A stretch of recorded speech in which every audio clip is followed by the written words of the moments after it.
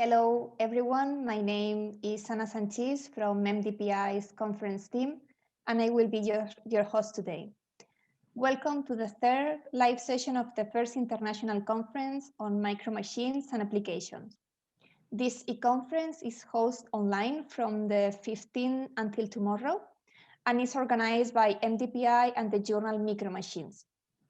During this time, the conference presentations will be available for discussion on the conference website, and all the accepted abstracts will also be available in the journal Engineering Proceedings.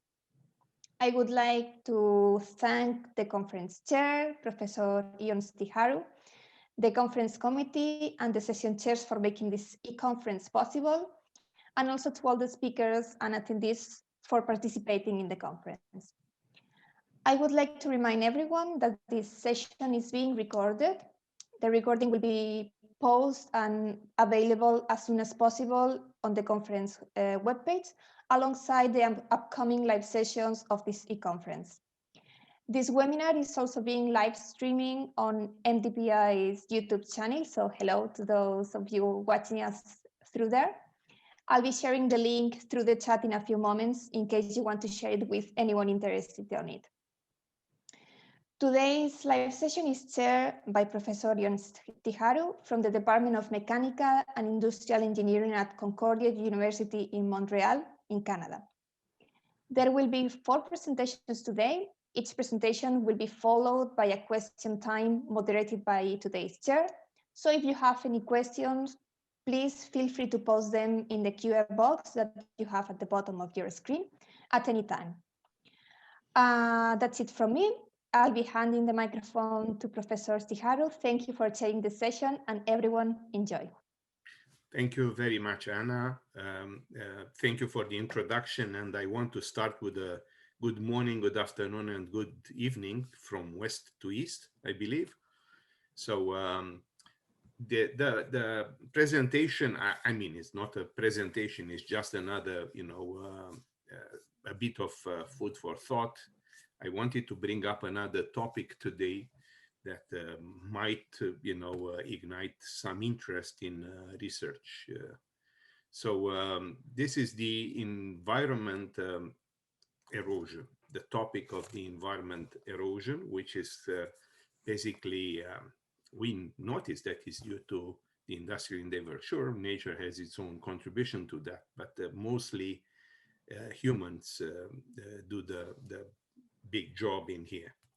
No doubt that there are industrial activities that they are absolutely necessary. They have to continue. We talk about cement productions and so on and so. So they have to go because we have to continue to build for ourselves.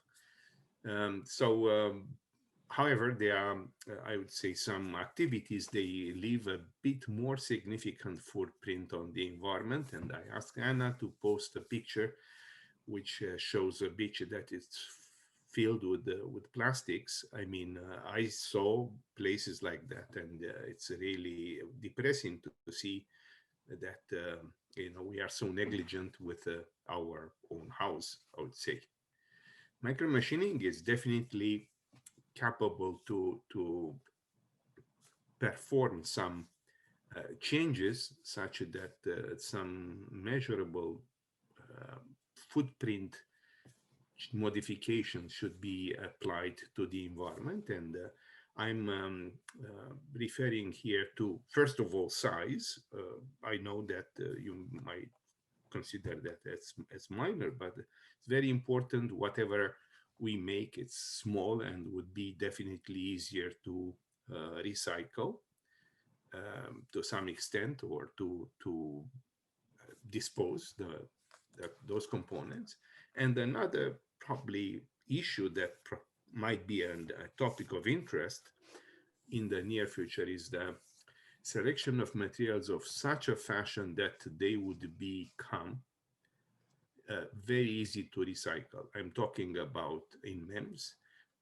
Give you just an example. Instead of PDMS, for an example, for microfluidics, which is a standard, I would say, material to be used for such applications, the use of paper-based or a starch-based material that eventually could be eroded by the environment in a number of days, not hundreds of years, of 10 or of years. It's hard in general to see what is the impact of a technology over environment. Plastics, basically, they've been born in 1940s. Probably you recall the story of Buna, the first artificial rubber that was not very good as a rubber, but however, it produced a long chain of products later on. And at that time they were made, the concern about the environment was very limited because, of course, production was small, and the footprint, although significant, was small because of the small production. But now, when plastics is in a mass production in any environment, the issue becomes quite serious. So I believe that there is plenty of room to investigate and to analyze the possibility to build new type of material that will be suitable with, say, one use microfluidics test devices. Again, based on materials that could be easily absorbed by the environment in a couple of days or weeks, and with a minimal, footprint left to that environment. Starches and papers, they grow in nature, so they are part of nature. Sure, excessive consumption will lead to serious issues, but again, our devices, don't forget, are small. Meanwhile, somebody could say, yeah, they are small, but they are many. It's very true. There is a balance in all these aspects that one has to consider, to care. So that is a direction, probably in a few years, either those type of materials or completely different types of materials might be created, but with the same objective, the same scope. They will be easy to recycle. Now, I'll stop in here. Probably will be time to start the presentation itself. So I'd like to introduce the first speaker today. It's Dr. Joohoon Kang from Sungkyunkwan University in South Korea, in Seoul. His presentation today will be related to optoelectronics, and the topic of the presentation, the title of the presentation, is Precise Layer Separation of Two-Dimensional Material for Scalable Optoelectronics. So this being said, I'll invite Dr. Kang to take the floor. Okay, so thank you, Professor Stiharu, and then thank you for everyone, and especially for the MDPI and Micro Machines for inviting me such a good opportunity. So my name is Joohoon Kang, Sungkyunkwan University in Korea. So I know it is very hard to pronounce it. So you just can simply call it is SKKU. So today my talk has entitled as Precise Layer Separation of Two-Dimensional Nanomaterials for Scalable Optoelectronics. Okay, before I get started, I'd like to acknowledge my previous group members and previous PIs for my PhD and the postdoc, Professors Mark Hersam and Professor Pei-Dong Yang, and also Professor Deep Jariwala in here. So he was my great colleague during my PhD, and he taught me a lot, and he gave me a lot of knowledge to successfully finalize my academic career at Northwestern. Okay, so I'm interested in the optoelectronics. So before we get started, let me introduce the wavelengths of light first of all. So as you may know, the light has many different, broad range of the wavelengths, which is called the electromagnetic spectrum, including visible light or the even longer wavelengths, for example, infrared or the UV, gamma rays, and etc. So among them, most likely interested and focused on the one of the near infrared wavelengths, 15 nanometer. So that is because this wavelength has the minimum attenuation in silica. Silica is the one of the source for the optical telecommunication fibers. And as you can see here, the plot, you can see the minimum attenuation at around the 15 nanometer wavelengths.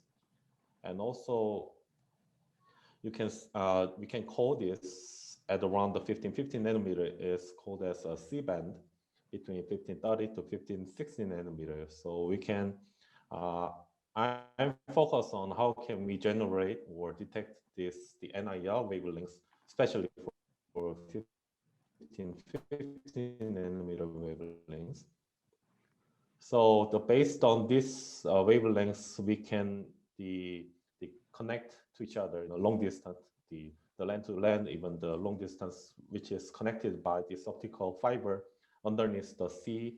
So the worldwide optical fiber, this kind of thing, network enables high-speed telecommunications. So my motivation is again, how can we generate this 15 nanometer wavelengths to shoot optical information through these optical fibers with the minimum attenuations. So let me briefly introduce the optoelectronic basic, the mechanisms. So how can we work this? So in the transmitter side, the electrons are in the semiconductors, and the photons out. And then these photons are going through these fiber optics. And then the receiver side or photodetector side, these photons into the semiconductor, then that will be like a transform to the electrons, and we can get the information from the electron to photon to electron again. So that is the very simple scheme of the electron-photon interaction or optoelectronics. So, but how we can use the materials, especially for silicons, but the silicon has the most abundant material in the semiconductor technology, but unfortunately, the non-ideal optical properties of silicon make it difficulties for the optoelectronic device applications. First of all, it has indirect bandgap nature. So that means low photon to electron conversion efficiency, and is the 1.12 electron volt at room temperature of indirect bandgap, which is not ideal for the optical telecommunication wavelengths of 15 nanometer. That is about 0.8 electron volt. So it requires another gain medium having direct bandgap, like for example, 3,5 semiconductors, especially indium gallium arsenide, which has about 0.8 electron volt, which is the well-known optoelectronic materials these days. However, indium gallium arsenide has a complicated process to synthesize and an ineffective production cost, and now the fatal gases will be incorporated in etc. So we are trying to find another material, another gain medium to alternate this indium gallium arsenide. So among them, we are trying to find the solution from the two-dimensional semiconductors. Since 2004, the first graphene exfoliation technique has been discovered. Many researchers are also interested in other semiconducting 2D materials having bandgap. Based on the bandgap width, we can call that, there are many categories of 2D materials from phosphorine, which is a two-dimensional black phosphorus, and 3,6 compound, for example, indium selenide or gallium telluride, 1:1 stoichiometric ratio, and most intensively studied transition metal dichalcogenide, MOS2, tungsten selenide, and etc. And this is not quite well categorized into the van der Waals crystals, but I'm also include 2D perovskite, which is like a quasi two-dimensional semiconductors having a bandgap around like a blue to like a purple, the colors. These materials has very unique properties, but especially I would like to highlight here the layer dependent properties. For example, you can see that as the layer number increases, their corresponding band gap is decreasing. Also, some of the materials, especially transition metal dichalcogenide, has a direct band gap only for their monolayer structure. Otherwise, it has indirect band gap nature. So from them, we also found that the three-layer phosphorine has about the 0.8 electron volt with a direct band gap nature, which can be alternating the indium gallium arsenide if we can process this material well. So let's take a look at black phosphorus more in detail. So it has this like a two-dimensional layered puckered structure with a direct band gap again for all layer thicknesses. And especially as you can see here, about 3 to 5 layer of black phosphorus has their own band gap of 0.8 electron volt, which means if we can the process large materials of the 3 to 5 layer black phosphorus in large quantity, then maybe we can alternate this material to the indium gallium arsenide for optical telecommunications. However, as you know that except for 3 layer to 5 layer, that is useless to generate the 15 nanometer wavelength. And also this black phosphorus has a quite serious chemical degradation issue under the ambient condition. So our goal was to produce a large quantity of 3 layer to 5 layer black phosphorus without chemical degradations. So first of all, I'm focused on like a solution processing for the large quantity materials production instead of the approaches. For example, micromechanical exfoliation, so-called the Scotch tape exfoliation method, or the chemical vapor deposition, or some other techniques. Instead, I'm focused on the solution processing for more practical way to produce the 2D materials. So in this case, our goal should be to maximize dispersion stability and minimize processing residue. So that is basically explained by this thermodynamic equation. So after the dispersion is formed, this delta H mix should be minimized to minimize the overall Gibbs free energy. And to minimize this that delta H mixture, based on this equation, you can see that the surface energy of solvent should be close to the surface energy of 2D materials. And based on the contact angle measurement or other techniques, we estimate this 2D materials has surface energy about 40 millijoule per square meter, which is very close to the NMP, N-methyl pyrrolidone, dimethyl formamide, CHP, like a high boiling point organic solvent. Unfortunately, water itself is too high surface energy, about 70, and other alcohols are too low to stabilize the materials because its surface energy is about 20. And also excuse me, this hydrophobic nature of these two-dimensional surfaces is not well dispersed in the water because it's too hydrophilic, obviously. So as you can see here, under the identical condition, you can see 2D materials are well dispersed in NMP, and water and IPA is not ideal to stabilize 2D materials. And when we plot based on the boiling point of a solvent and also surface tension of them, then we can see the high boiling point DMF and NMP is pretty ideal, the organic solvent to stabilize 2D materials. Okay, but after this study, we realized that the high boiling point organic solvent here, the NMP, has another issue. So which is that this high boiling point solvent itself can be a defect for the materials processing. So we have to remove this high boiling point solvent after every process is done, but still it is pretty difficult to remove because that boiling point is beyond 200 degrees C. Once we anneal the sample beyond the 200 degrees C, black phosphorus like chemically reactive material is easily oxidized. So we are trying to find another way to stabilize materials in water more clean way. And then, however, as I mentioned in the previous slide, surface energy is too high, and also the hydrophilic solvent is not well stabilizing the hydrophobic 2D materials.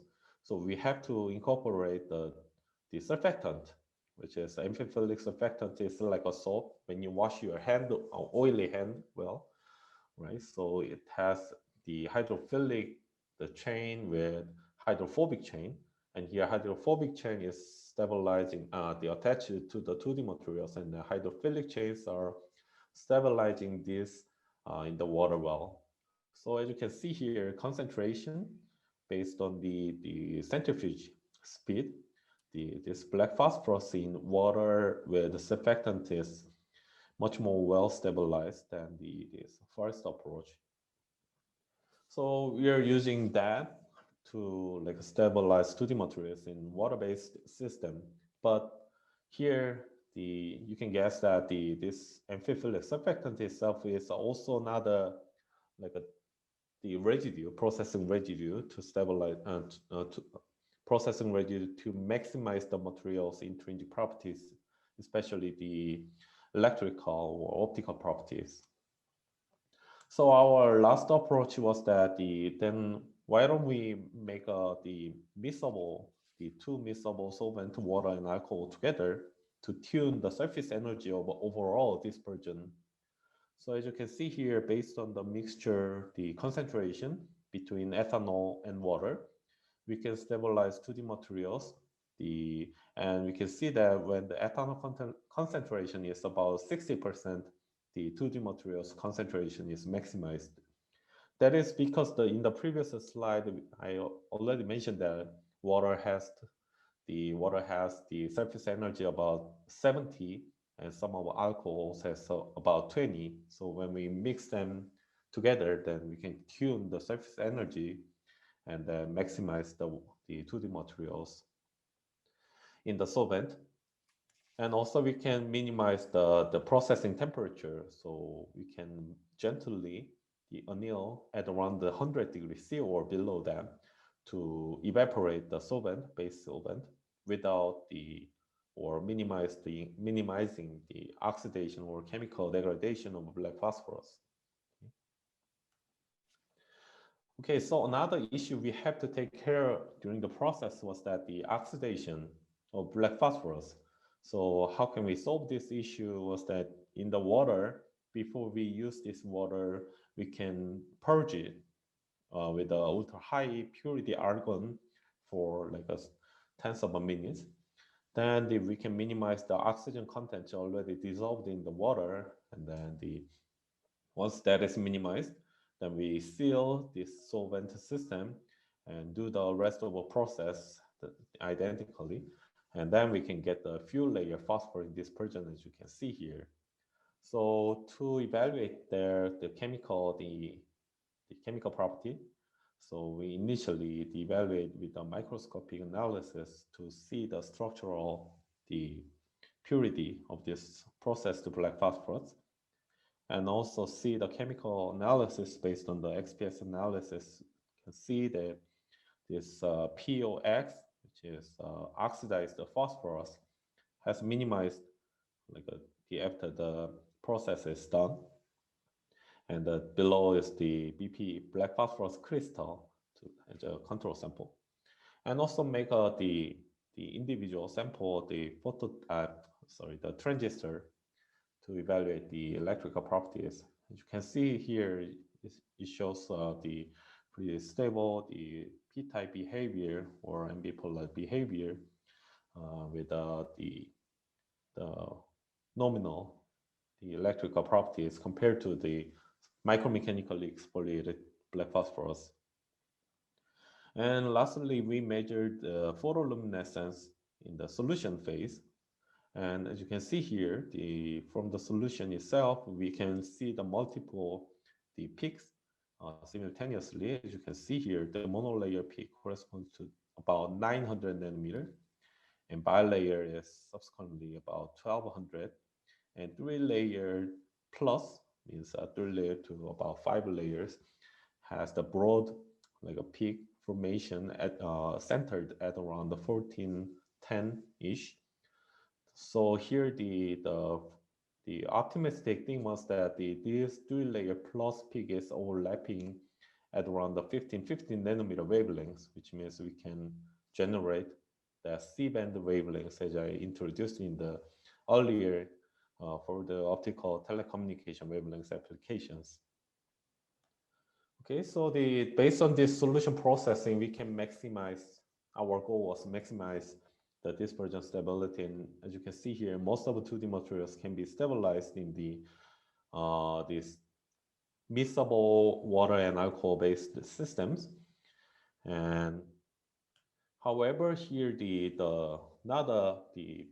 post-processing is motivated because in this solution, the thickness of a 2D material sample is few nanometer thick to the few micrometer thick, which means the monolayer to bulk layer in each dispersion is stabilized altogether, which is a mixed layer dependent properties can be shown based on this solution.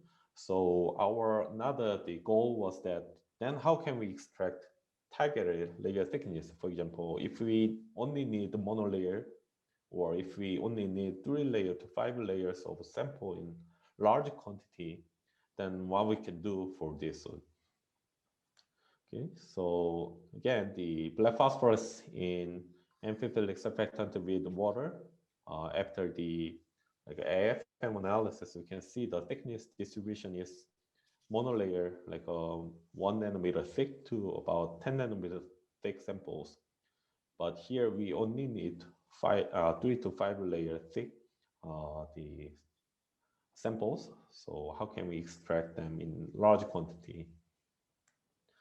Okay, so we're demotivating to use density gradient ultracentrifugation, so which is called the DGU.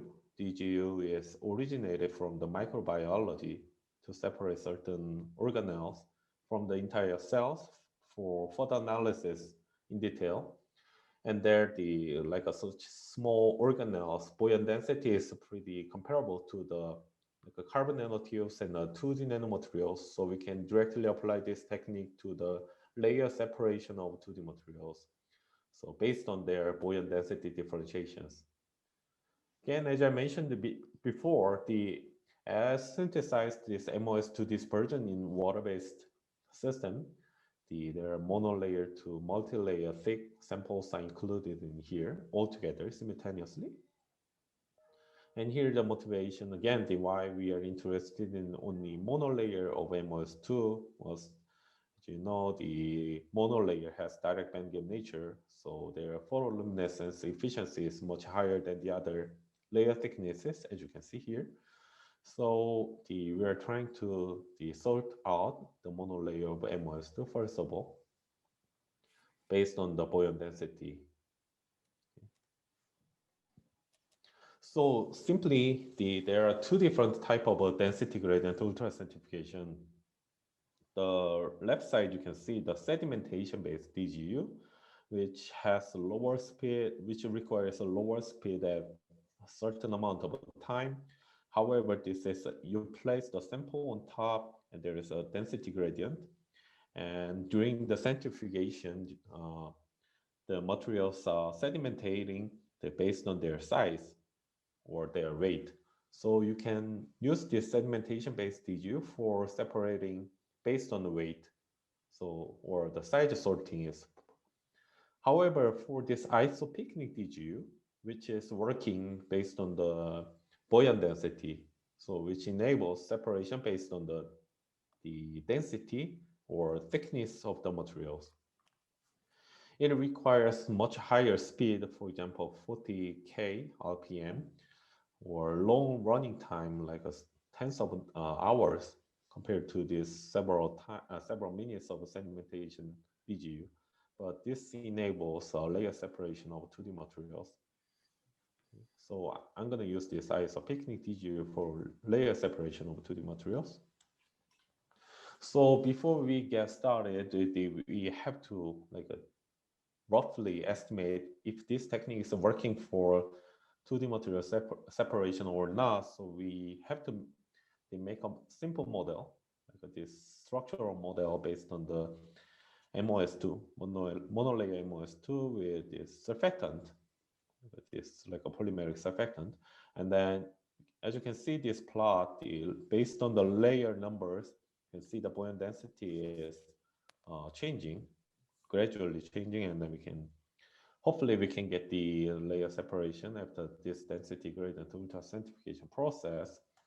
And initially we the solution processing for MOS2 dispersion is processed and do the density gradient ultracentrifugation. And you can see the layers are clearly separated to each other. And from top to bottom, that is monolayer, bilayer, and a trilayer, and then even thicker layers are sorted at the last banding. And we can collect these bandings one by one, and then separate again to achieve the higher purity, and we can get the more than 90% monolayer is sorted from the first fraction. So layer separation, this one, based on the DGU, is enabled, the monolayer separation. And from this first banding, we can get the strong photoluminescence emission, which is a signature of the monolayer structure of MOS2. Like this technique, we can also process the other 2D materials. For example, insulating hexagonal boron nitride, which is called as white graphene. As you can see here, this hexagonal boron nitride has much lighter buoyant density than molybdenum disulfide. So we can see the larger number of the banding separation is enabled. As you can see here, 8 bandings are separated. And we can get the successfully separated. And also even heaviest transition metal dichalcogenide, for example, rhenium-based, the compound will be successfully separated, as you can see here. So layer separation based on the DGU enables layer separation of metallic graphene, insulating hexagonal boron nitride, and other semiconducting TMDCs in larger quantity. So we can use this material for the more fundamental studies in the practical approach. Okay, so let's get back to the first introduction, why I'm interested in to process black phosphorus. So initially, I select black phosphorus based on the motivation based on the previous literature. The 3 to 5 layer black phosphorus has a C-band wavelength. So take the crystal and the process in large quantity in NMP or water-based systems. Also basically based on the oxygen-free processing, and do the materials processing based on the DGU to enrich large size materials of 3 to 5 layer thick, the black phosphorus. So which can satisfy the purity, comparability, and the scalability of 2D materials. So we can directly apply this as synthesized materials for NIL light generator. So initially, we can do the dry transfer to the silicon nanocavity. Here, the silicon nanocavity is incorporated. That is because even though black phosphorus 3 layer to 5 layer has direct band gap nature, but the emission yield or photoluminescence yield is pretty low. So we have to use the assist of the silicon nanocavity to amplify the light intensity by this resonator. And as you can see here, device is evaluated. And without this silicon nanocavity, as you can see here, this processed black phosphorus covers between 1450 to 1650, but the peak is a little bit shifted here to left to right, that is because of enriched layer thicknesses. If that is a thinner, then that shift to the left side, or this thicker black phosphorus layer thickness is dominating, then that is slightly shifted to the longer wavelengths. But it doesn't matter because the regardless of this thinner or thicker layer is dominating, that covers a 1550 nanometer, so which is designed for this silicon nanocavity. And once that is incorporated with the silicon nanocavity hybridized structure, then you can see this blue, very sharp and narrow peak as a light, the amplification here. We try to find the evidence of this is a micro laser, but that was still working on it. That is at this moment that is not very clear. So we just can call this as optical amplification, not the micro scale laser. So we're trying to working on it to find the more strong evidence, which is lasing. And also based on the optical cavity structure, we can tune the wavelengths of this optical amplification from about the 1495 to 1565, based on the design of this silicon cavity. Okay, so the strong light amplification in the ideal range of NIL application is the working and tunable wavelengths based on the structure. Currently we are working on this one based on the optically pumping, just a photoluminescence. So we're trying to generate the light generation based on the electrical properties, LED structures. So due to the time limitation, I'm gonna quickly skip these applications. Another application is a high performance phototransistor based on the solution processed like a 3.6 semiconductor. It has the highest photo responsivity beyond the 10 to 7 ampere per watt.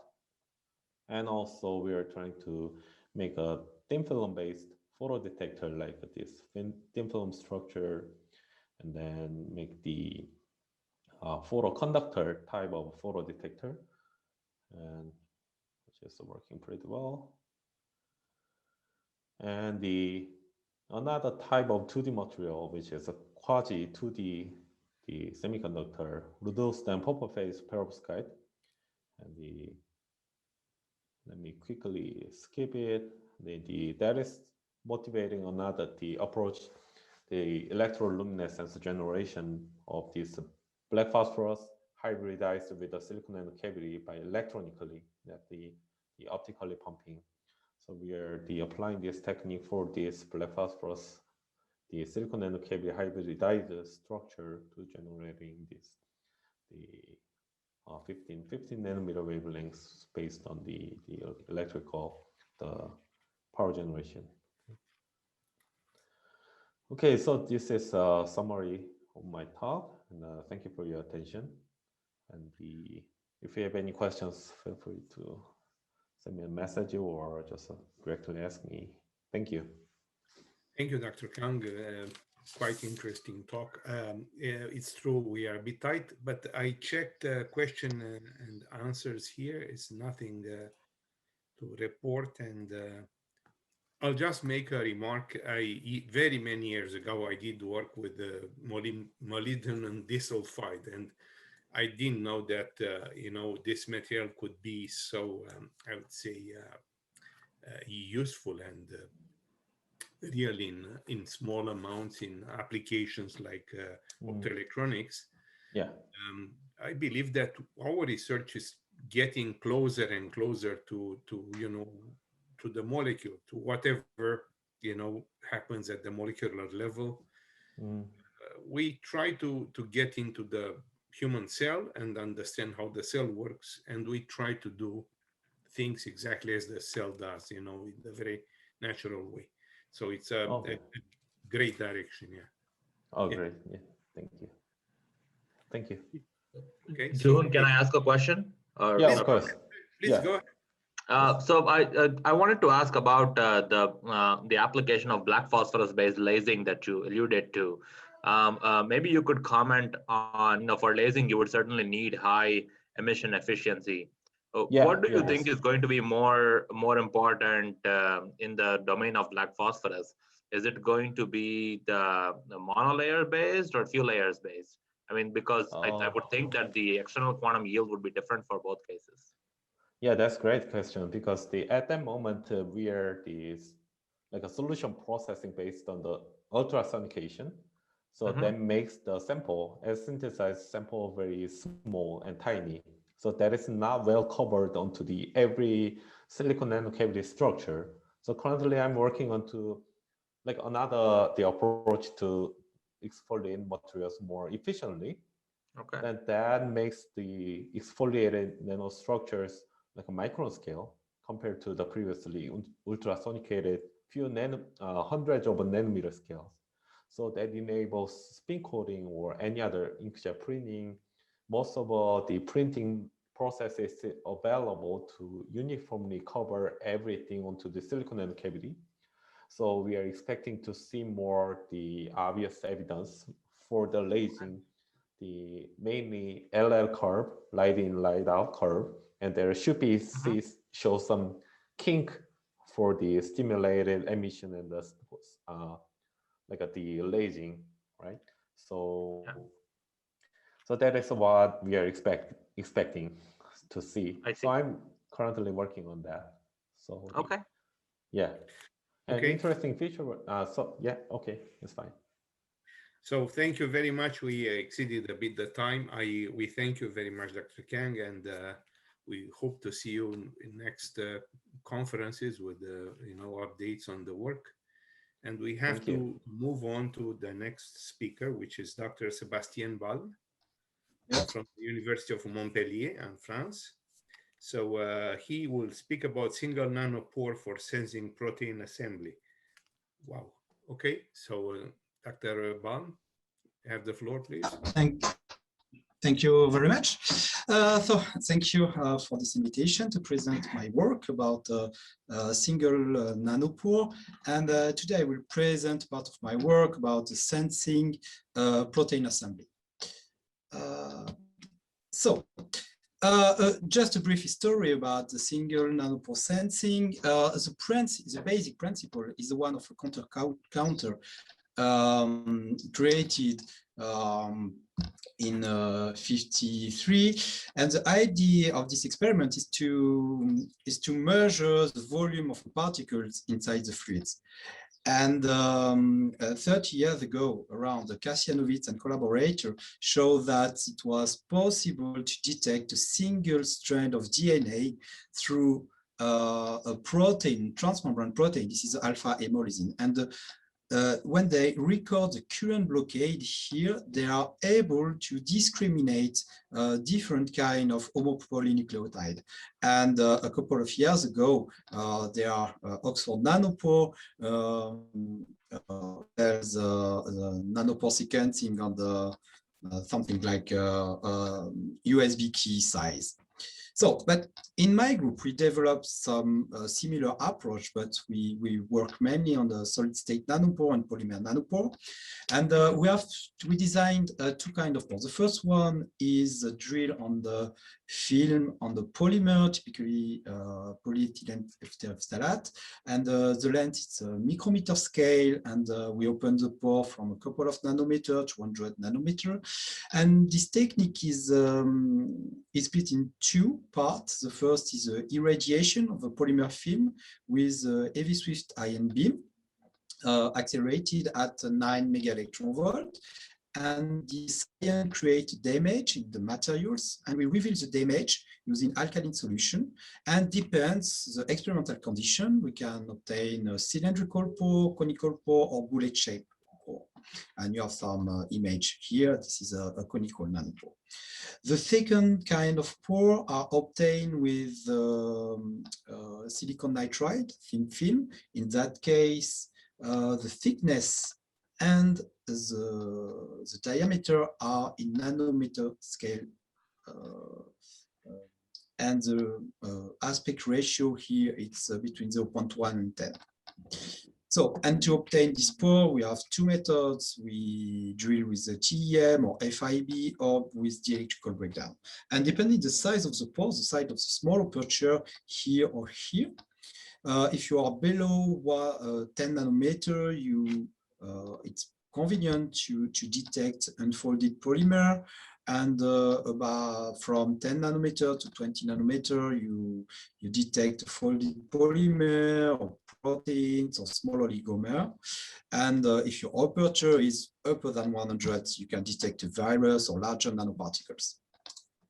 So the principle of one experiment is quite simple, because you fill your nanopore in an electrolyte solution and you apply a voltage and you measure the ionic current through the pore. And when an object translocates through the pore, you have a current perturbation here, and you have a frequency. This is the number of events per second.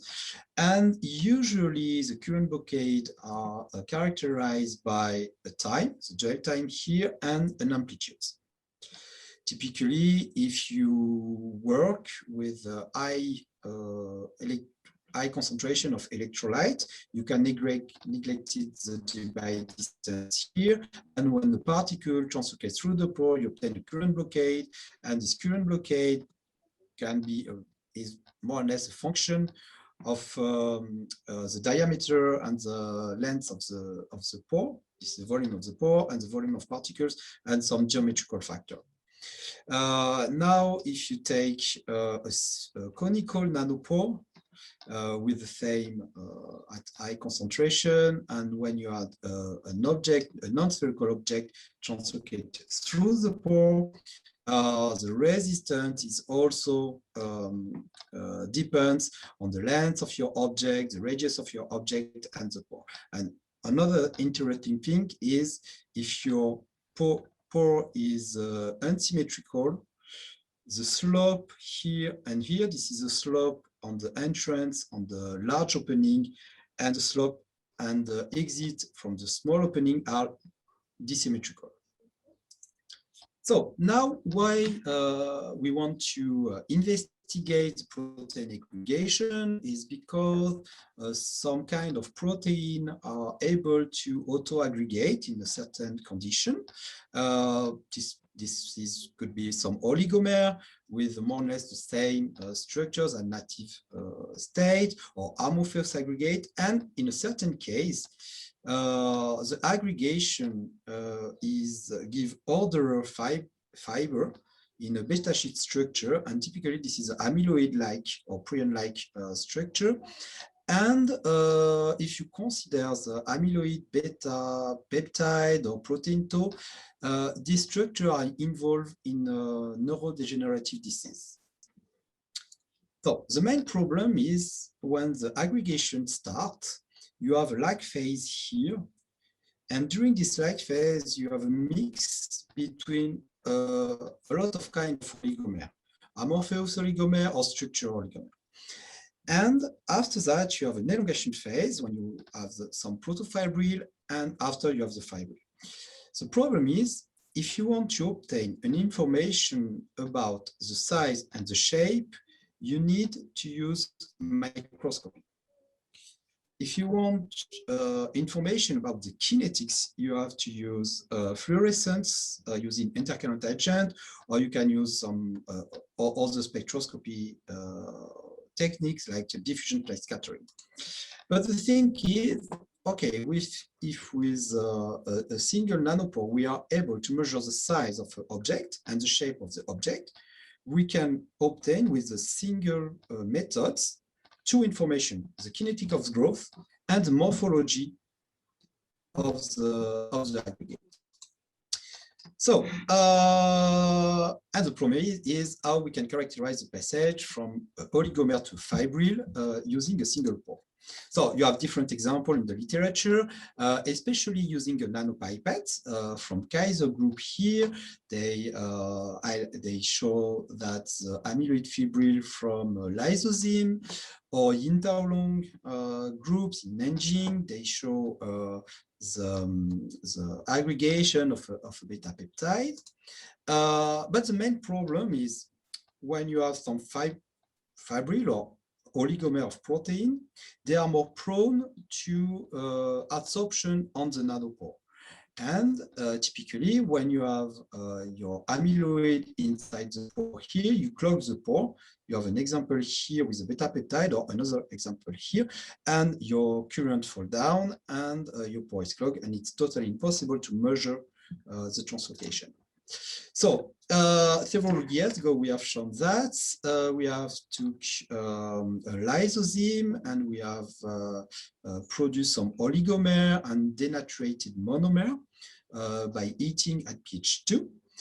And we have measured using a confocal system the protein absorption as a function of the time. And this is the monomer of protein, the native monomer on the silicon nitride is the same protein on the silicon nitride after treatment with Pirania solution to make the silicon nitride hydrophilic. And when we do the same experiment with the oligomer, you can see here a large increase of the absorption. So, but when you detect your protein, you can see here the native protein, and this is a mix with the unfolding monomer, dimer, trimer, and tetramer. This is a relative current blockade from the nanopore experiment, and we have a good fit with the gel show here, when we show that we have a monomer, dimer, trimer, and a little bit of tetramer. So now, if you want to detect some larger aggregate than just NMR, we need to treat the pore. And here, this is different strategy. This is a strategy with surfactant. This is a bilayer from Meyer groups. And in our case, we have graphed some PEG on the nanopore. This is a classical way to limit the fouling. And using this strategy, here we were able to discriminate some amorphous aggregates from albumin, here in blue, and the orderate aggregate from lysozyme and beta-lactoglobulin. You are here the sketch plot of the relative current blockade and the gel time. So the main limitation of this approach using the silicon nitride is that when you have some small fiber, when the lengths are larger than the pore, you have just a bumping event. This means that you do not detect your fiber inside the nanopore, and it's not possible to obtain the size. And the second thing is, usually you clog the pore very quickly, even if your pore is treated with anti-fouling treatment. So one approach is to use a disymmetrical pore. This is from Actis group, and they are use a nanopipette, but they put the amyloid on this part of the nanopipette. And with the shape, they drive the amyloid inside the pore. And we do the same thing with the trackage membrane, because it's more convenient. Because after chemical etching, we have carboxylate group, and we can graft a PEG very easily using EDC chemistry. And we monitor the grafting by a modification of the IV curve. This is the IV curve before treatment and after treatment. And if we measure the conductance at low salt concentration before and after grafting, typically this plateau is due to the surface charge. When you graft one PEG, remove one surface charge, and we are able to know exactly the number of PEG and the density of PEG inside the pore. Using this pore, we have started our experiments to sense, to investigate the beta-lactoglobulin aggregation. And this is a typical experiment. This is a current after 3 hours of incubation of a beta-lactoglobulin at pH 2 and 70 degrees. We have only one distribution. And after 16 hours, we start to have a second distribution here. And with the increase of time, this is an experiment at 36 minutes, this population shift toward larger population. So now if we model, if we use a very simple model only based on the modification of resistance inside the pore due to the presence here of the cylinder is a amyloid fibril. Here, we can obtain the maximum of resistance when the amyloid is here at this small aperture, and this is a simple sum of resistance where we take into account the geometry of the pore and the geometry of amyloid. If you assume that the radius of this fiber is a radius of one protein, and you consider only protein behind the one by the other, like a fibril. This is the expected relative current blockade calculated with this equation. And this line fits perfectly with some experiment where we use where we detect the beta-lactoglobulin before eating. We have a mix between monomer and dimer here. This is a population of the small aggregate, typically smaller than 20 nanometer, and larger aggregate from 20 nanometer to 80 nanometer. So, using the strategy, it's also possible to investigate the difference of structure if you aggregate your protein in different solutions. This is an example where we have the beta-lactoglobulin in water. We have only this population. This is a monomer and dimer. And if you put the beta-lactoglobulin in a mix between water and ethanol, we start some aggregation. And as you can see here, you have a shift and we obtain the fiber. We can also investigate the effect of the small molecules like curcumin or quercetin. With the curcumin, as you can see here, you have only small aggregate. Here, you have not the large aggregate. And with quercetin, we stay at the state of the monomer here. So we can also investigate the degradation of this beta-lactoglobulin.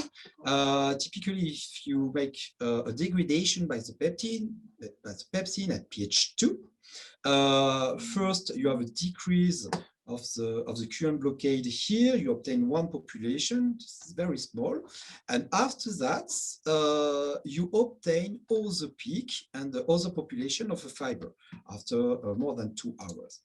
This is confirmed with the DLS, diffusion light scattering.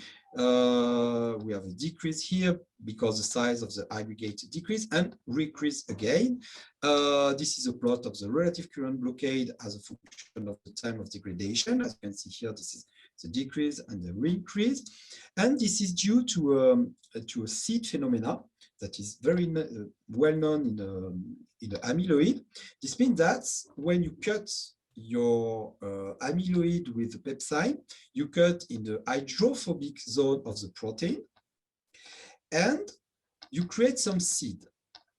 Because your experiment is at pH 2, you have also a degradation of the auto-degradation here of the pepside. And after you have no pepside on your solution, and you have a reaggregation process due to the seed and the pH 2.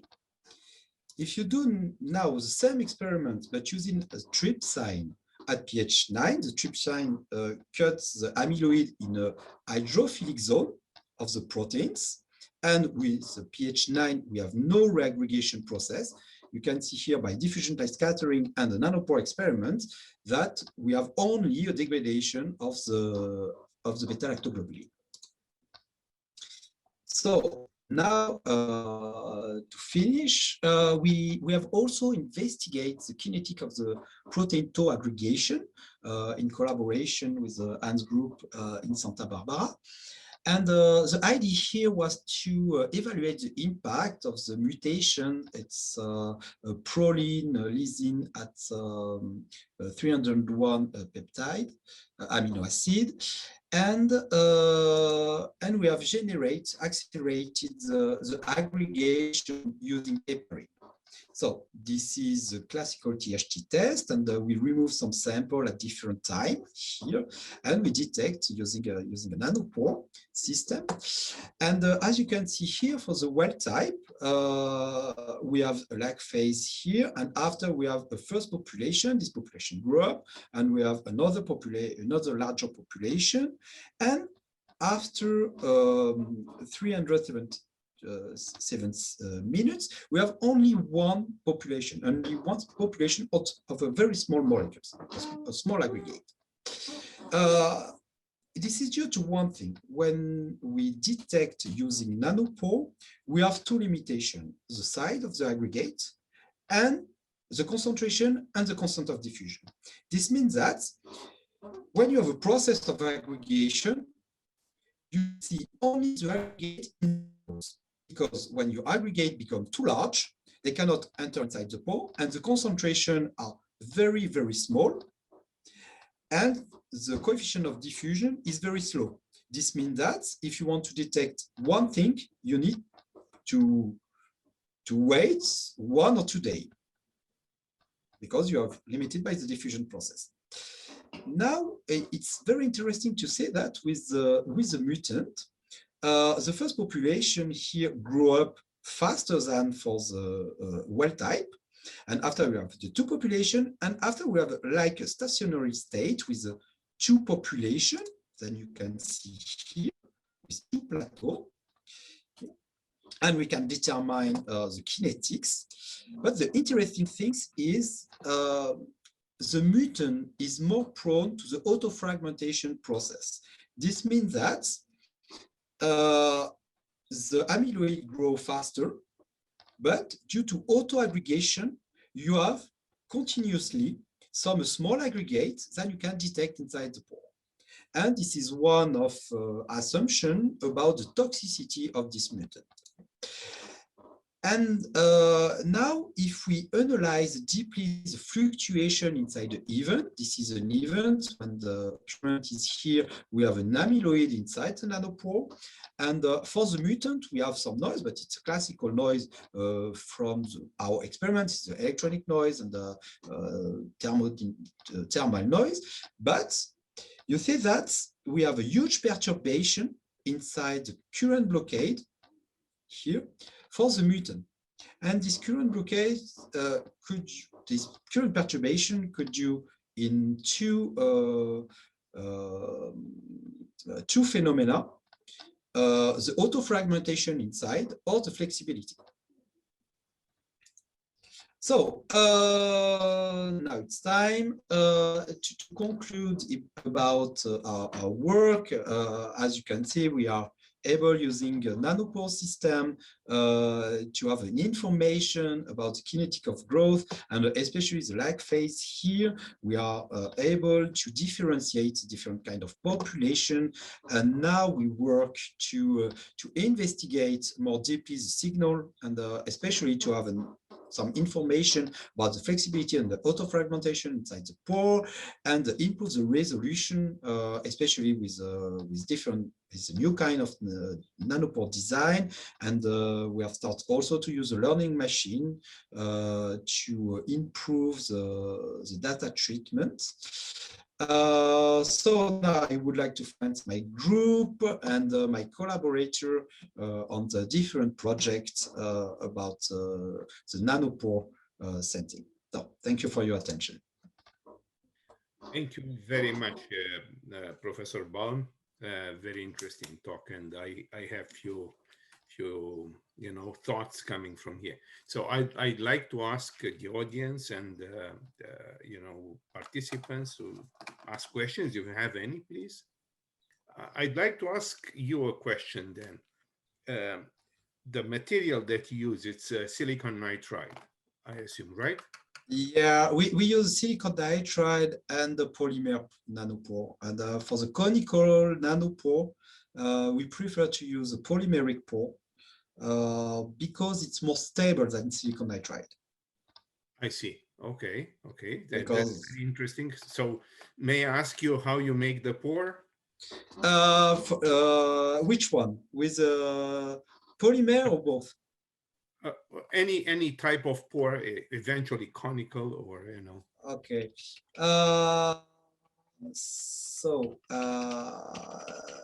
Just here.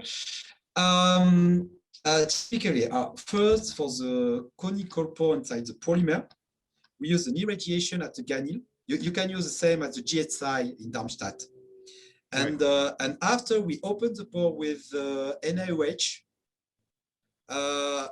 typically if you want a cylinder, you use NaOH at 60 degrees, and the size depends on the time, the concentration, and so here we use a disymmetrical etching solution. Here we use NaOH at 9 molar, here an acidic solution, and we apply voltage. And for this one, we use a surfactant. And for the silicon nitride, we use TEM, irradiation. Yeah, right. Or the electrical breakdown. Because there are some works done. I haven't linked them to such an application in which they use basically to stretch the material to basically perform the geometry and then leave it, shrink back, and they get outstanding, remarkable sizes. We talk about nanometers, really nanometers. Okay. So and they are able to make only one pore? Yes, sure. I can put you in contact with they're in University of Minnesota. It's a group of professors in Minnesota. So we can be in touch. Okay. I'll let you know. I can put you in contact with them. Yeah, thank you. Yeah. So that came in my mind. Is any other question, please? Very, very interesting approach and very interesting results indeed.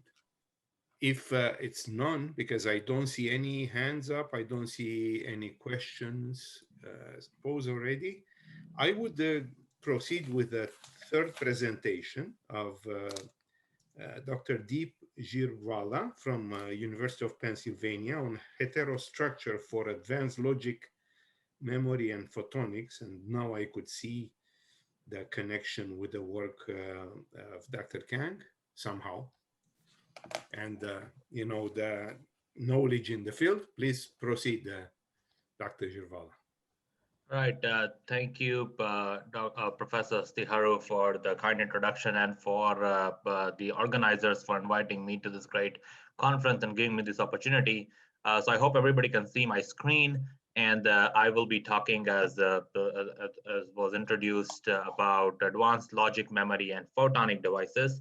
Let me briefly get started by giving a very broad introduction or overview of what our research group does. Our research group is still a young research group at the University of Pennsylvania. We have very broad range of interests, going from nano-electronic devices, which is mainly logic and memory devices, to nanophotonic and optoelectronic devices. This would be solar cells, photodirectors, LEDs, lasers, optical modulators, things like that. And then eventually we also have interest in functional imaging. This is both scanning probe as well as electron beam based imaging, but not just simple imaging, but combining two imaging techniques. So for example, with scanning probe, we combine a shining light at the tip, or with electron beam, we try to combine applying magnetic field or electric field to observe in situ evolution, evolution at the atomic scale, or some other transformations.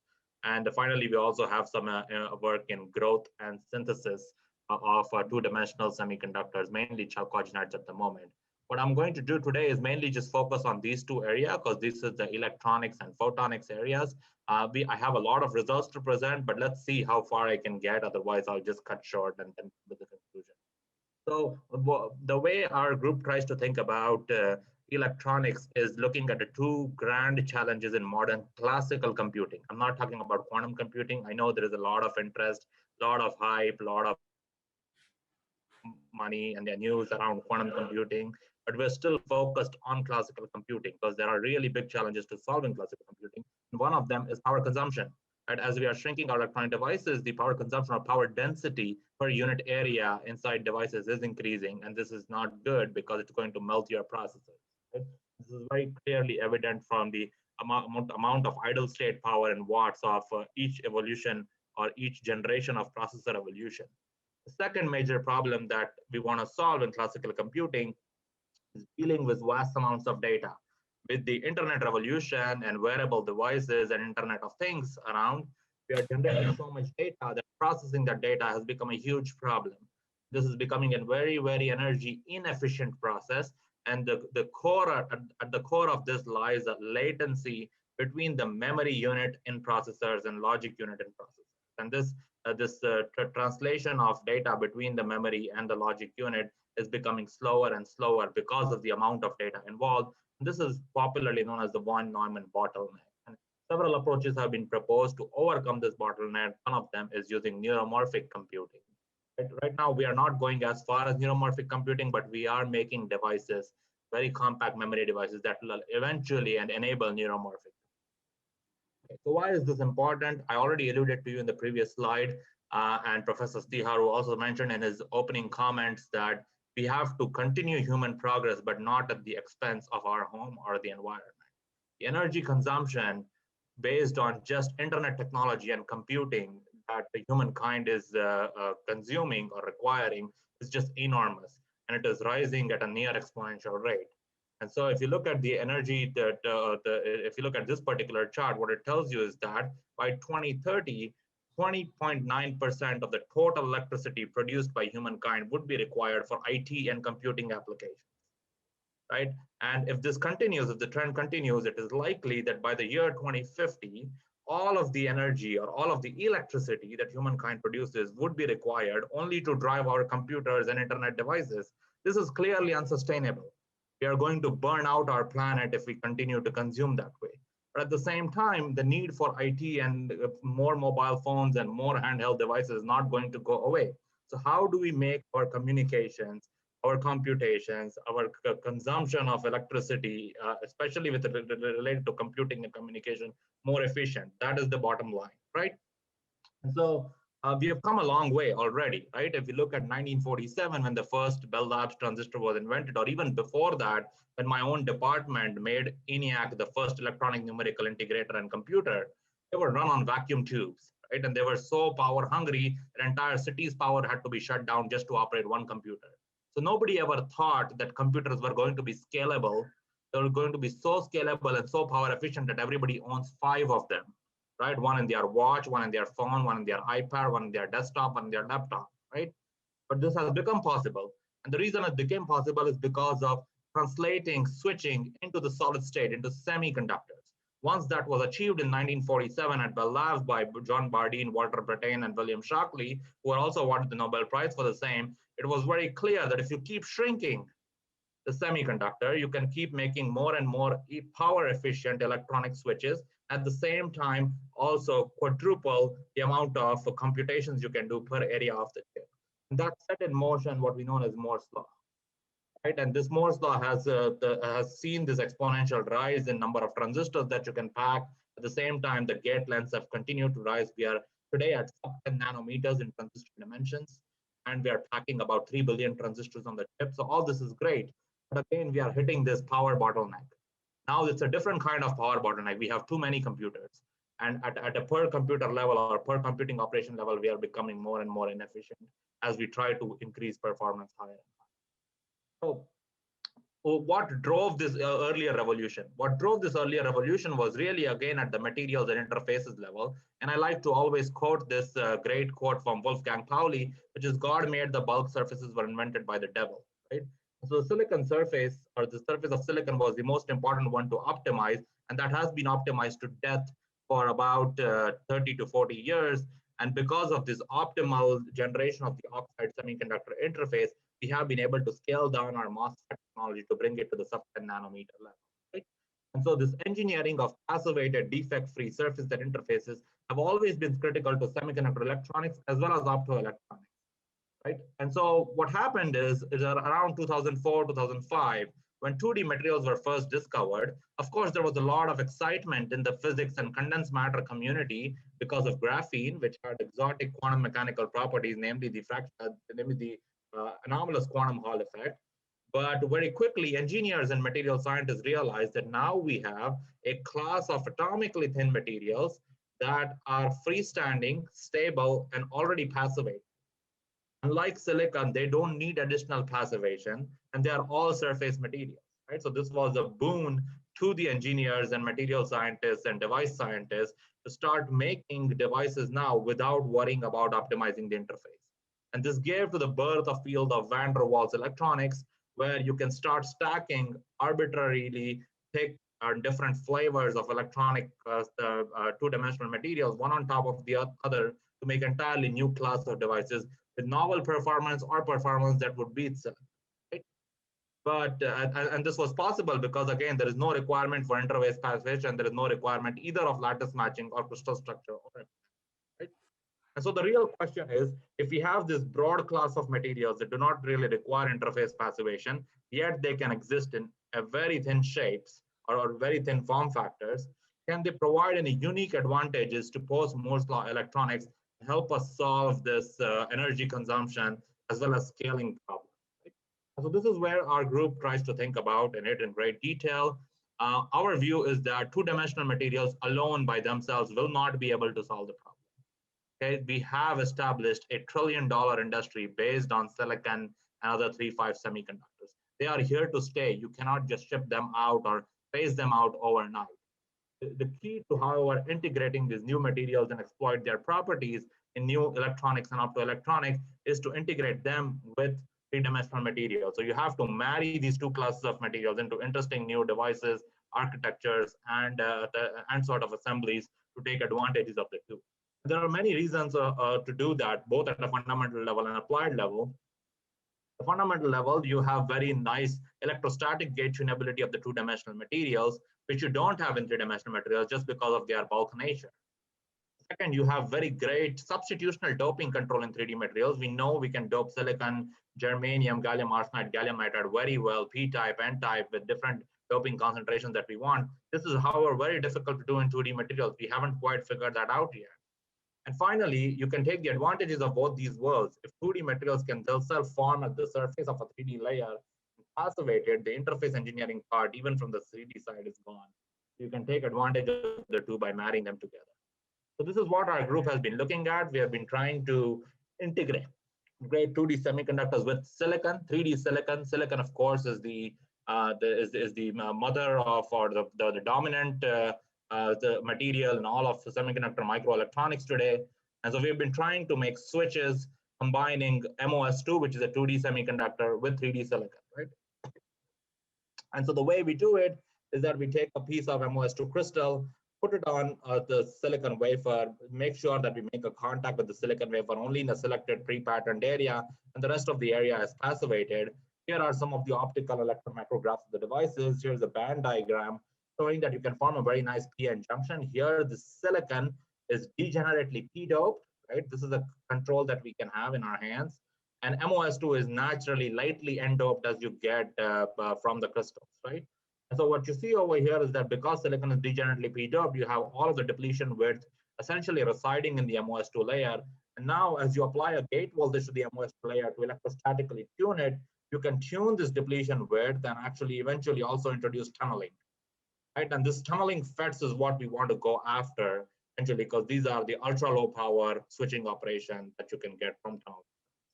Okay, so initially we have tried to make a few of these devices. We also published a paper on this. We were not quite able to see tunneling, but we came across a very interesting other characteristics in it.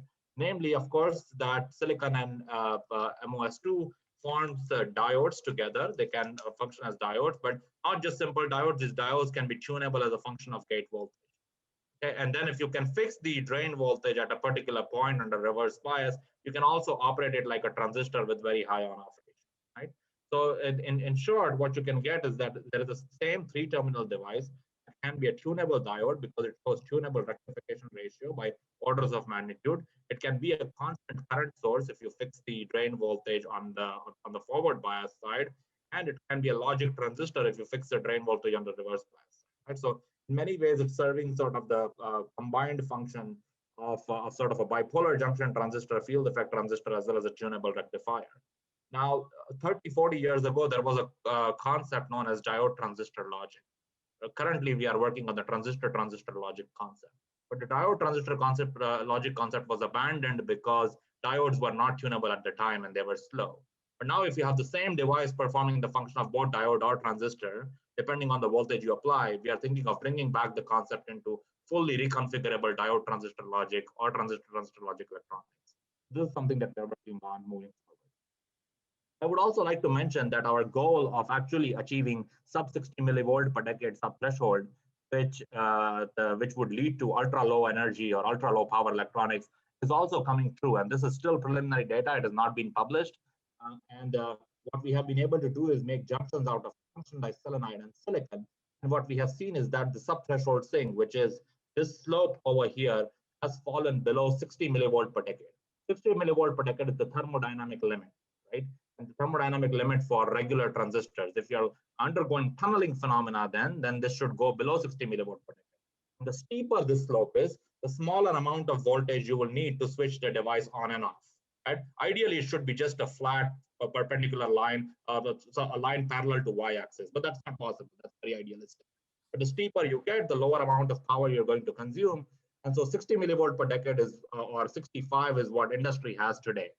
Right? So everyone is trying to go below 60, and for that, you'll need to actually do tunneling transistors, which I think we have achieved, and we are getting this very nice reproducible 32 millivolt per decade. We also have more data that shows the reproducibility across more devices and even steeper slopes than 32 millivolt per decade. Hopefully, in a few months, we'll be able to put them online.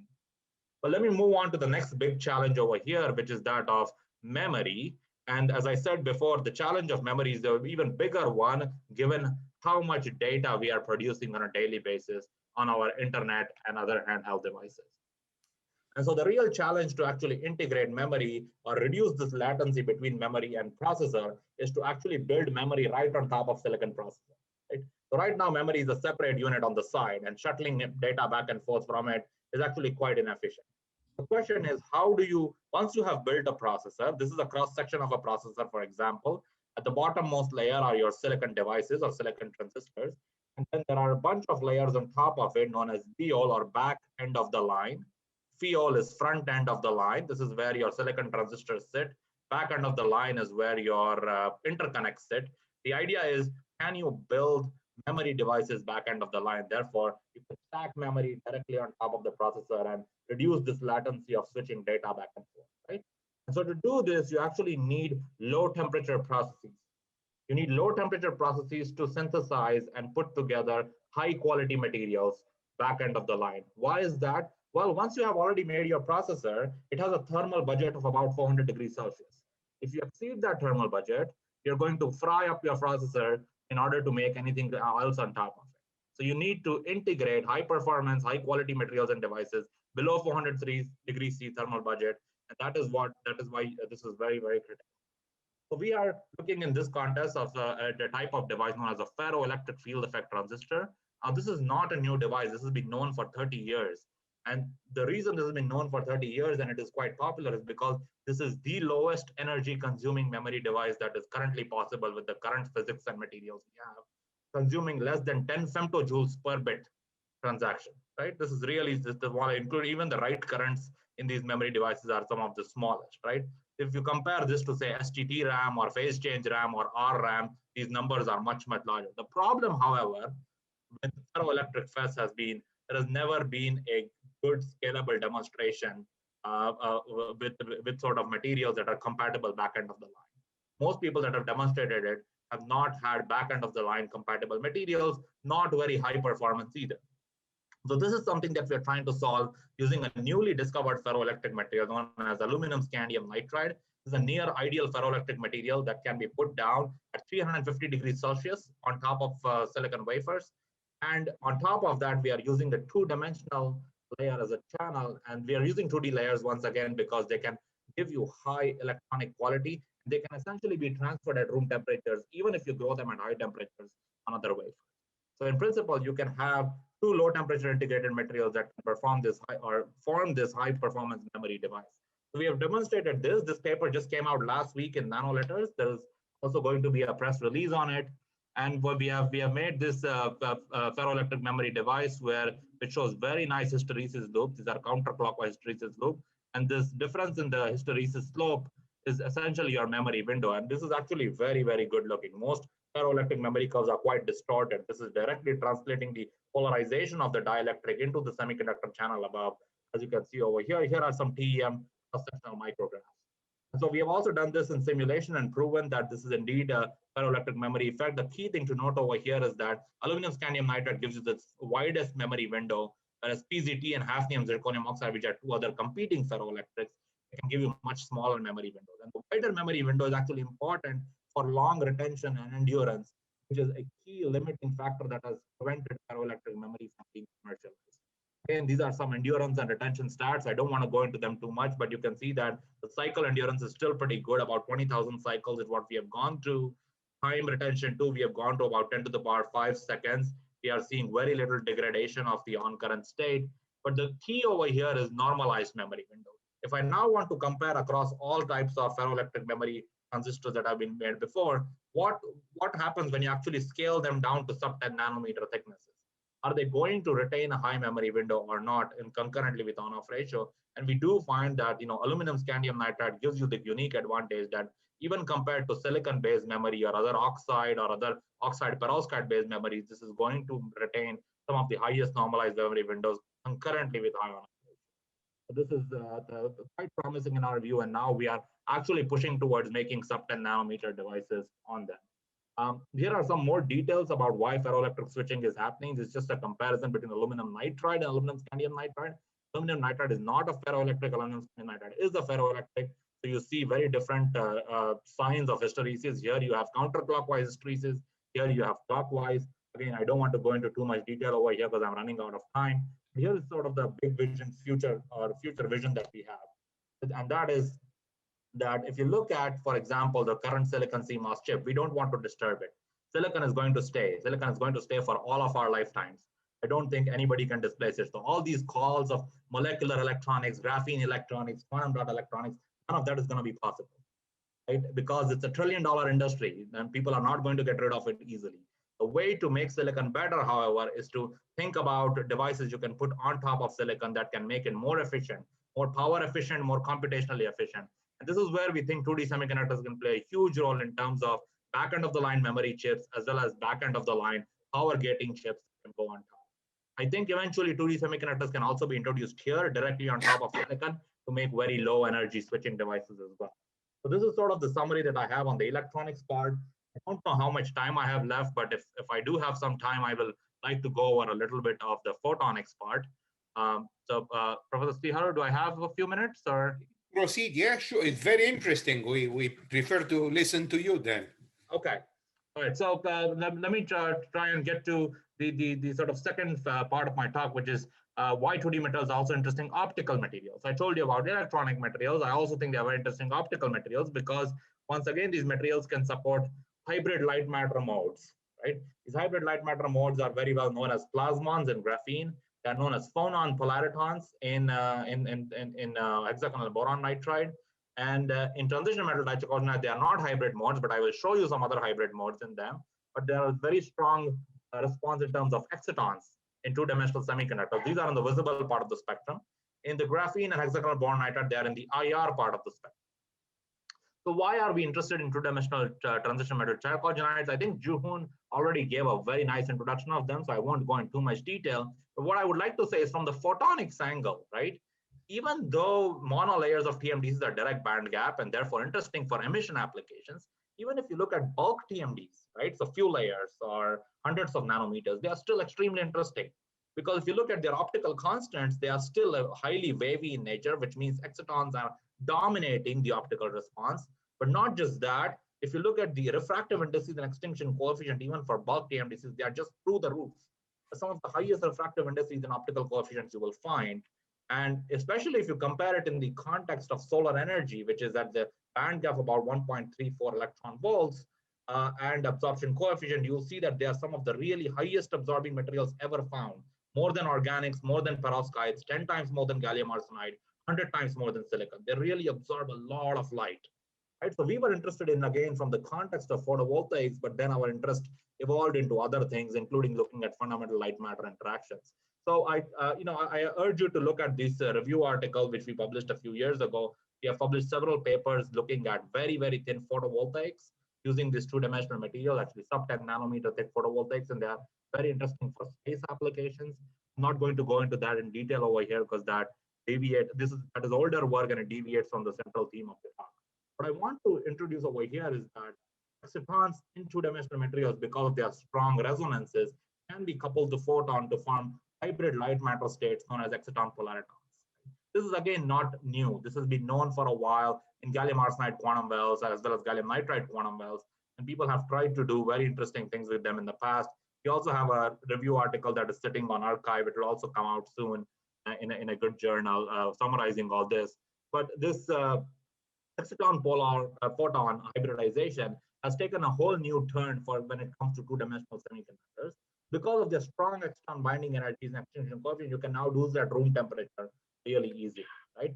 Now you don't even have the constraints of epitaxy that we normally had in other epitaxially grown materials before, because these are 2D materials. So you can trap the light in very exotic cavities, such as even plasmonic cavities, which was not possible earlier with gallium arsenide and gallium nitride quantum wells. So we have done this again. I know this is older paper where we have managed to trap light in ultra thin layers of these materials sitting on gold or silver substrates. We get nearly 100% absorption. This leads to very nice photovoltaic devices which are very thin. Here is a calculation experiment showing that even for 13 nanometer thick WSE2 layers sitting on silver, you can get nearly 100% absorption. Right? And so this was very interesting and curious to us, but we were very puzzled because as you look at the change in thickness, you see some peaks moving, but some peaks don't moving.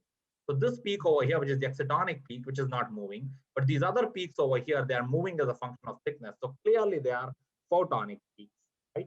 And so we wanted to understand how these photonic peaks are eventually interacting with the excitonic peaks. So we started doing some very interesting simulations as a function of thickness of how the absorption spectrum looks like. And what we found is that for a critical thickness of about 15 nanometer, this is for tungsten disulfide, you can actually get this excitonic mode to hybridize with the light mode or photonic mode, actually split. This rabbi splitting like feature actually appears in the spectrum. Okay, now this is in the absence of any kind of nano patterning. Normally people would put in Bragg mirror optical cavities or pattern the material to induce these optical modes. This is just simple thin film sitting on a substrate. Actually matches very, very well with experiments. So these are actually experimental spectra.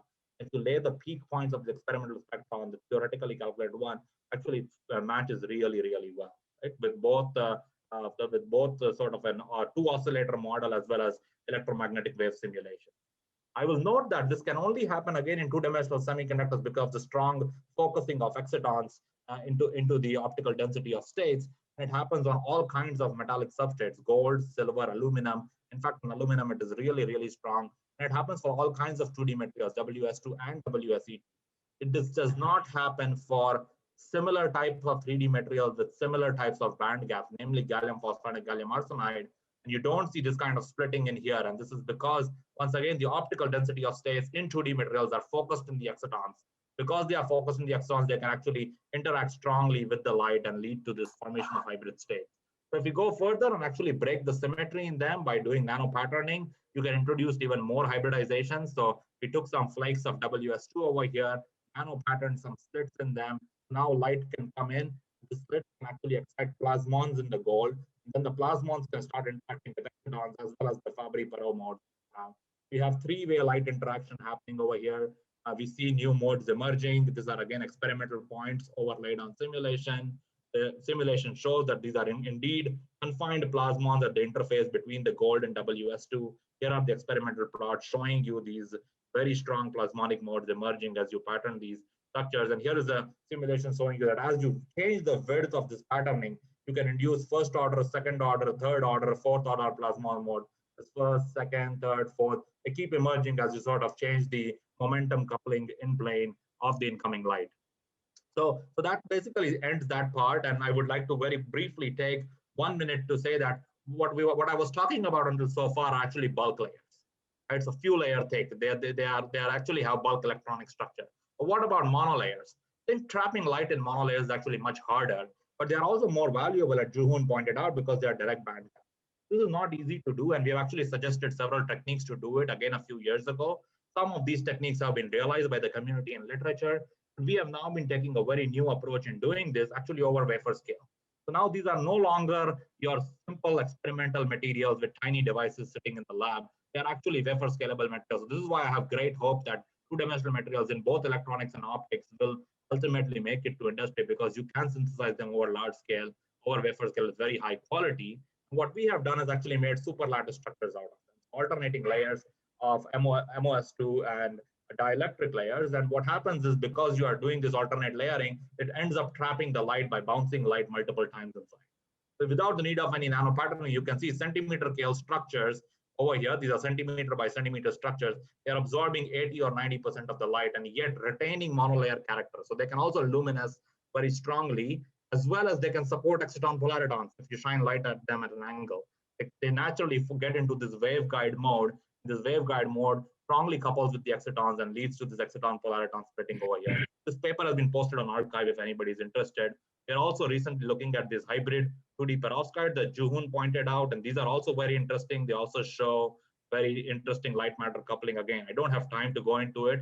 The last point I want to make is that two-dimensional materials are exceptional for a variety of reasons, but we think that for all integrated nanophotonics or quantum photonics, they're actually ideal.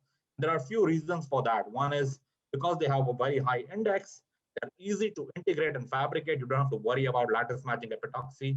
They support strong excitons. This is very important. Their refractive indices can be tunable by electric fields, and they can also possess high nonlinearity. All these combinations combined are only possible in this class of materials. So I do think they are very promising moving into the future. This is the summary of my photonics part of the work. Don't want to take too much of your time. Here's the acknowledgements of various funding agencies that fund us and several collaborators all over the world that we work with. With that, I'll thank you all for your attention and happy to take any questions. Thank you very much, Dr. Jariwala. So very interesting, very, I would say, forward thinking. So I would invite questions. Please proceed. Yeah, thank you for sharing your wonderful work. Especially for the first chapter, you were motivated to alternating the overcoming the Moore's law limitation or the low power limitation issue. This is not a technical question, but considering your work is based on the individual 2D material sample or the micromechanically exfoliated sample, I guess. I'm wondering how can I'm wondering your perspective to scale up for real world applications based on your wonderful result. How can you scale up? Yeah. So what I will say is that these results that I'm showing here, right, of these ultra low power switching as well as memory, right? I'm showing you on exfoliated two-dimensional materials, but we have a lot of unpublished data on large area devices made out of CVD material of the same. So in principle, it is possible to scale all this up by CVD. Just the first result that we want to demonstrate is using Scotch tape material. This is why towards the end of my talk, I said that because now wafer scale CVD material is possible, I think all of this can in principle become reality. Yeah, okay, thank you. Thank you very much. Okay, is any other question? We should basically move to the last presentation. Thank you very much, Dr. Jariwala. Thank you. Great talk. Absolutely amazing, I would say, future for the microelectronics. Probably in 1980s, everybody thought this is the end. This is maximum what we can get. And yeah, we still keep on going, you know, when new things happen. Okay, so I will invite Dr. Javier Martinez Rodrigo from the Technical University of Madrid in Spain. His talk is about graphene green energy devices. Very actual talk, and somehow a very hot topic as well. Please, Dr. Javier Martinez. Thank you very much, Professor Stiharu, for this kind of nice introduction. Once again, my name is Javier Martinez, and I'm going to talk about graphene green energy devices. I'm working in collaboration. I'm working in Madrid, in Spain, and I'm working also in collaboration with some industry and some other kind of research groups, like, for example, ICMA is another research group in energy in Madrid, Das Nano in the north part of Spain, and as all of you know, every day we are using more and more electric devices, and all these electric devices always need some power sources. So every time and every year, as the previous presentation was provided, the energy consumption is going bigger and bigger every year. So and with all these portable devices, we need some kind of energy sources that they can run. So you can see even from cell phones, laptops, electrical vehicles, or even right now is starting to put electrical devices in our edifications.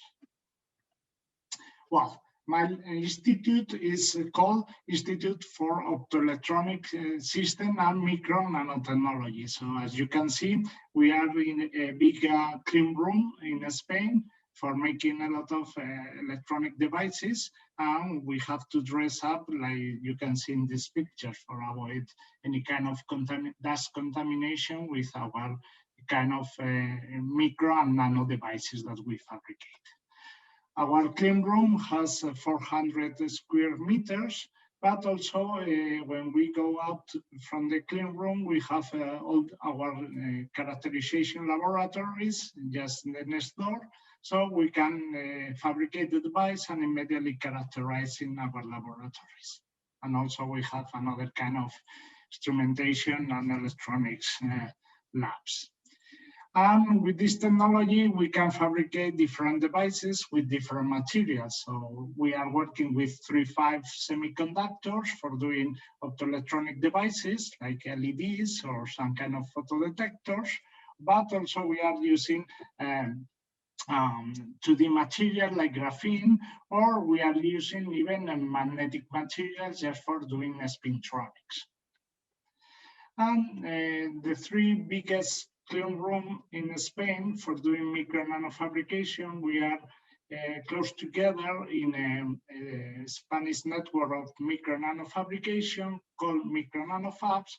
So we collaborate between us. The biggest one is National Center of Microelectronics in Barcelona.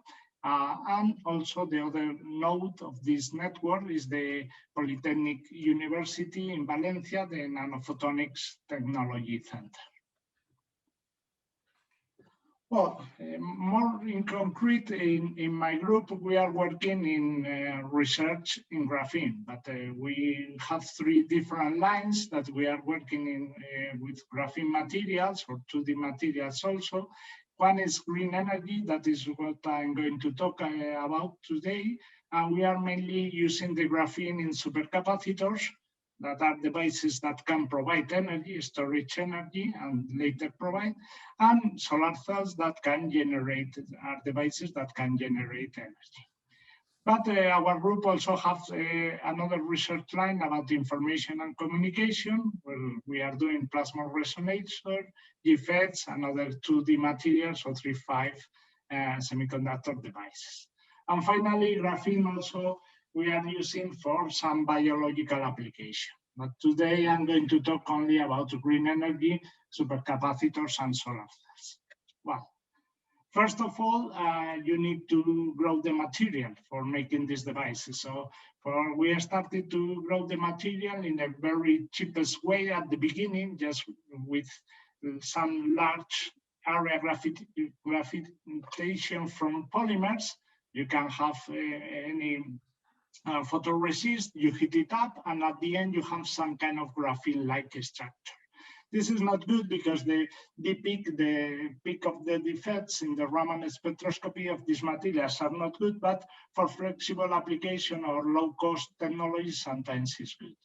That kind of fabrication method is good because at the beginning, all the graphene devices were done by the Scotch tape method, or a more professional saying, exfoliation from pyrolytic graphite. This technique was very time-consuming and very expensive because at the end you only can have a micron size of graphene layers. But at the end, we acquired from Armstrong one of the best plasma-enhanced CVD systems. So with that, you can put a wafer up to 4 inches, just with some catalytic metal like copper or nickel. You introduce into this oven and you can create 1 monolayer, 2 monolayers of graphene, or also even if you put some 3D structure, you can create some kind of graphene foam. The other important point when you create a group of graphene is like you need to grow the graphene, but also one of the most important issues in 2D materials is how you can transfer the material in a correct way to another kind of substrate.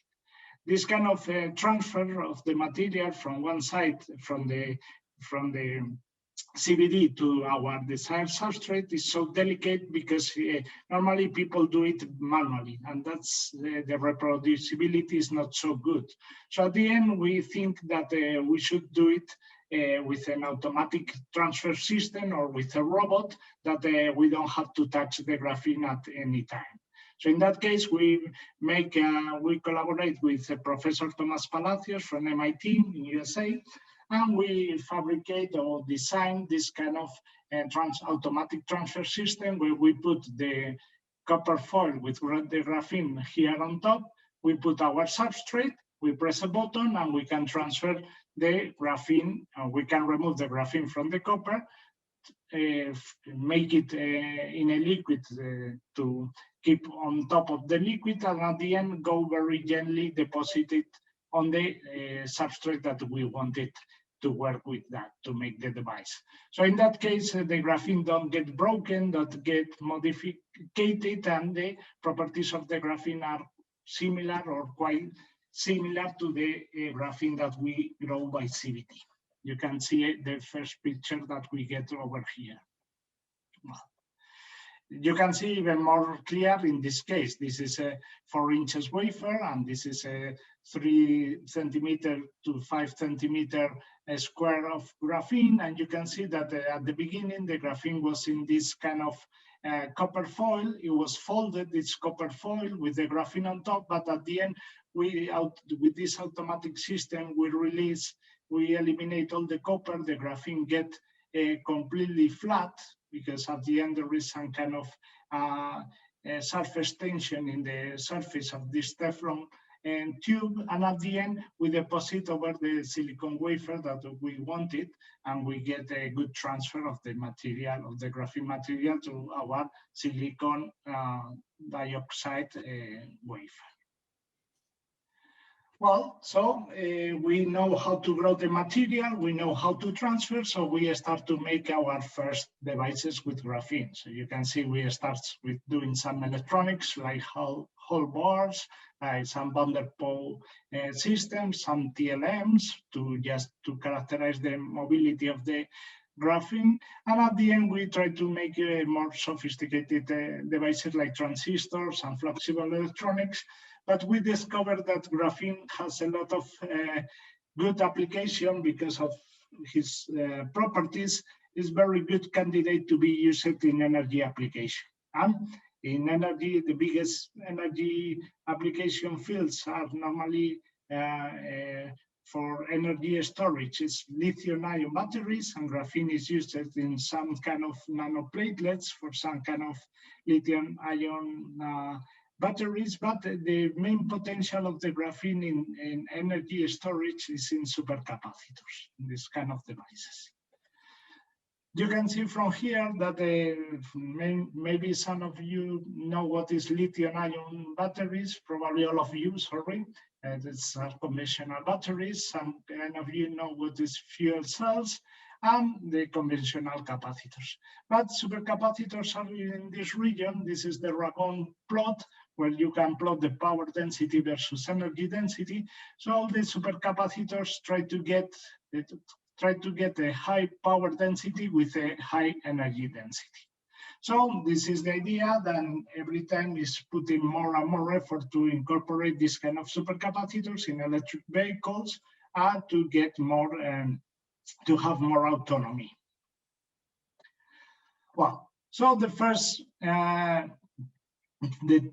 try that we used to make supercapacitors, we collaborate with another groups and with the company Repsol. It's an Argentine multinational company with related to energy, and we tried to make the first supercapacitors. We discovered that with one monolayer is not enough when you are talking to energy. You need a lot of material and you need a lot of superficial area. So in that case, we try to use not to the graphene, no one monolayer or two monolayer. We go to fabricate graphene foams or graphene 3D. So in that case, we use this kind of nickel foams.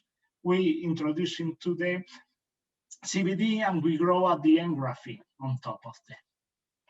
Well, with that kind of graphene in 3D graphene in an aspect like a graphene foam, we introduce like two electrodes with a separator in this kind of electrochemical cell for making a supercapacitor, and we connect it to a potentiostat galvanostat. Well, at the end, we create the device and we try to measure the different aspect, the electrochemical aspect of this kind of device. Well, you can see here the scheme. At the beginning, we try to have only the graphene sponge or the graphene foam in this electrochemical bath and try to see how it works. Well, what we discovered is at the beginning, only graphene foam was not enough to have a very good supercapacitor. So we have to functionalize these graphene foams with some kind of materials. So at the beginning, we use by electrodeposition, we deposit nickel hydroxide. And you can see here in this graph, when we plot the farads per grams, the specific capacitance of farad per grams versus the current, you can see what is only the graphene foam. The graphene foam, it's demonstrate that it's not as very good as supercapacitor. But when we functionalize this graphene foam, we go to this kind of lines. And why are these important? We can achieve with graphene foam with nickel hydroxide, we can reach 800 farads per gram. This is quite important because the commercial reference is this activated carbon called MaxSol. So this is the industrial commercial product that is the reference. So we can start to beat with this kind of functionalization to get more farads per gram. But the main problem is that this kind of farads per grams go very down soon with the current. So then we discover and we consider, well, the best properties for graphene for using in supercapacitors is the good conductivity, but also the superficial area. So in that case, we have the nickel foam later on the graphene foam on top. We remove the nickel inside, but we have a lot of space in this kind of big holes. Okay, so why don't we put some kind of pseudo-capacitance material like this kind of polyaniline fibers, and with that we have a sandwich structure with graphene foam plus polyaniline fibers. So with that, we get some very good results. You can see here from 800 farads per gram at the beginning, we just achieved 1,500 farads per gram. And the cyclability was very good. And with that, we get an international patent, and also we publish these results. So we can see that we can do very good graphene supercapacitors with just making some very good functionalization with some kind of polyaniline pseudocapacitance material. The sandwich structure, we get very good capacitance per grams, but sometimes the technology wants some kind of cheap or flexible devices like supercapacitors that can be flexible and low cost to integrate in our wearables devices. Okay, so in this case, we just begin with graphene oxide. That is a very cheap material. We deposit just by drop casting. We can make some spin coating also, but at the end we have a layer of a non-conductive material that is graphene oxide. But with a laser, we can reduce the oxygen and we can have some kind of material conductive that it can be used as a supercapacitor. You can see here in this picture, here is the graphene oxide that is not conductive. For that reason, is charging in this SEM image. But when you look inside here where the laser, the spot of the laser goes through the graphene oxide, it gets reduced and it gets like blow up all the layers, and you can see all these kind of layers are graphene, reduced graphene oxide by laser. Okay. So this is a cheap technique, and you can see the big difference. The conductivity of this material, graphene oxide, the current is almost zero. When you apply the laser, get reduced, and the conductivity starts. Also, it depends how many times you pass the laser over the same region, you reduce the resistance. And of course, you can see that it's not perfect graphene because have some kind of depeak, but can reduce this depeak of the defects. And the properties of this kind of material, electrochemical properties, you can see here. You can see that it's not very good farads per gram. Specific capacitance is only 80 farads per gram, but this is because only reduced graphene oxide. What we do next? We just functionalize this reduced laser graphene oxide with polyaniline. Again, we put it in an electrochemical bath, and we cover all the surface with this kind of nanofibers of polyaniline, and now the farads per gram reach till 450 farads per gram. So then again, and the cyclability is quite good, so we can do also flexible and low-cost supercapacitors, just reducing graphene oxide with a laser. Well, and also the tendency right now, we published this year this kind of review about how is the evolution from supercapacitors from large areas to a small area, and now is coming to micro size areas, because it's going to be integrated in some electronic devices, this kind of micro supercapacitor, just to provide the energy for the chip that is close to this micro supercapacitor. You can take a look, it's an open publication, and you can see how is micro supercapacitors reaching the area, the Ragon plot area of the lithium-ion batteries every year. Okay.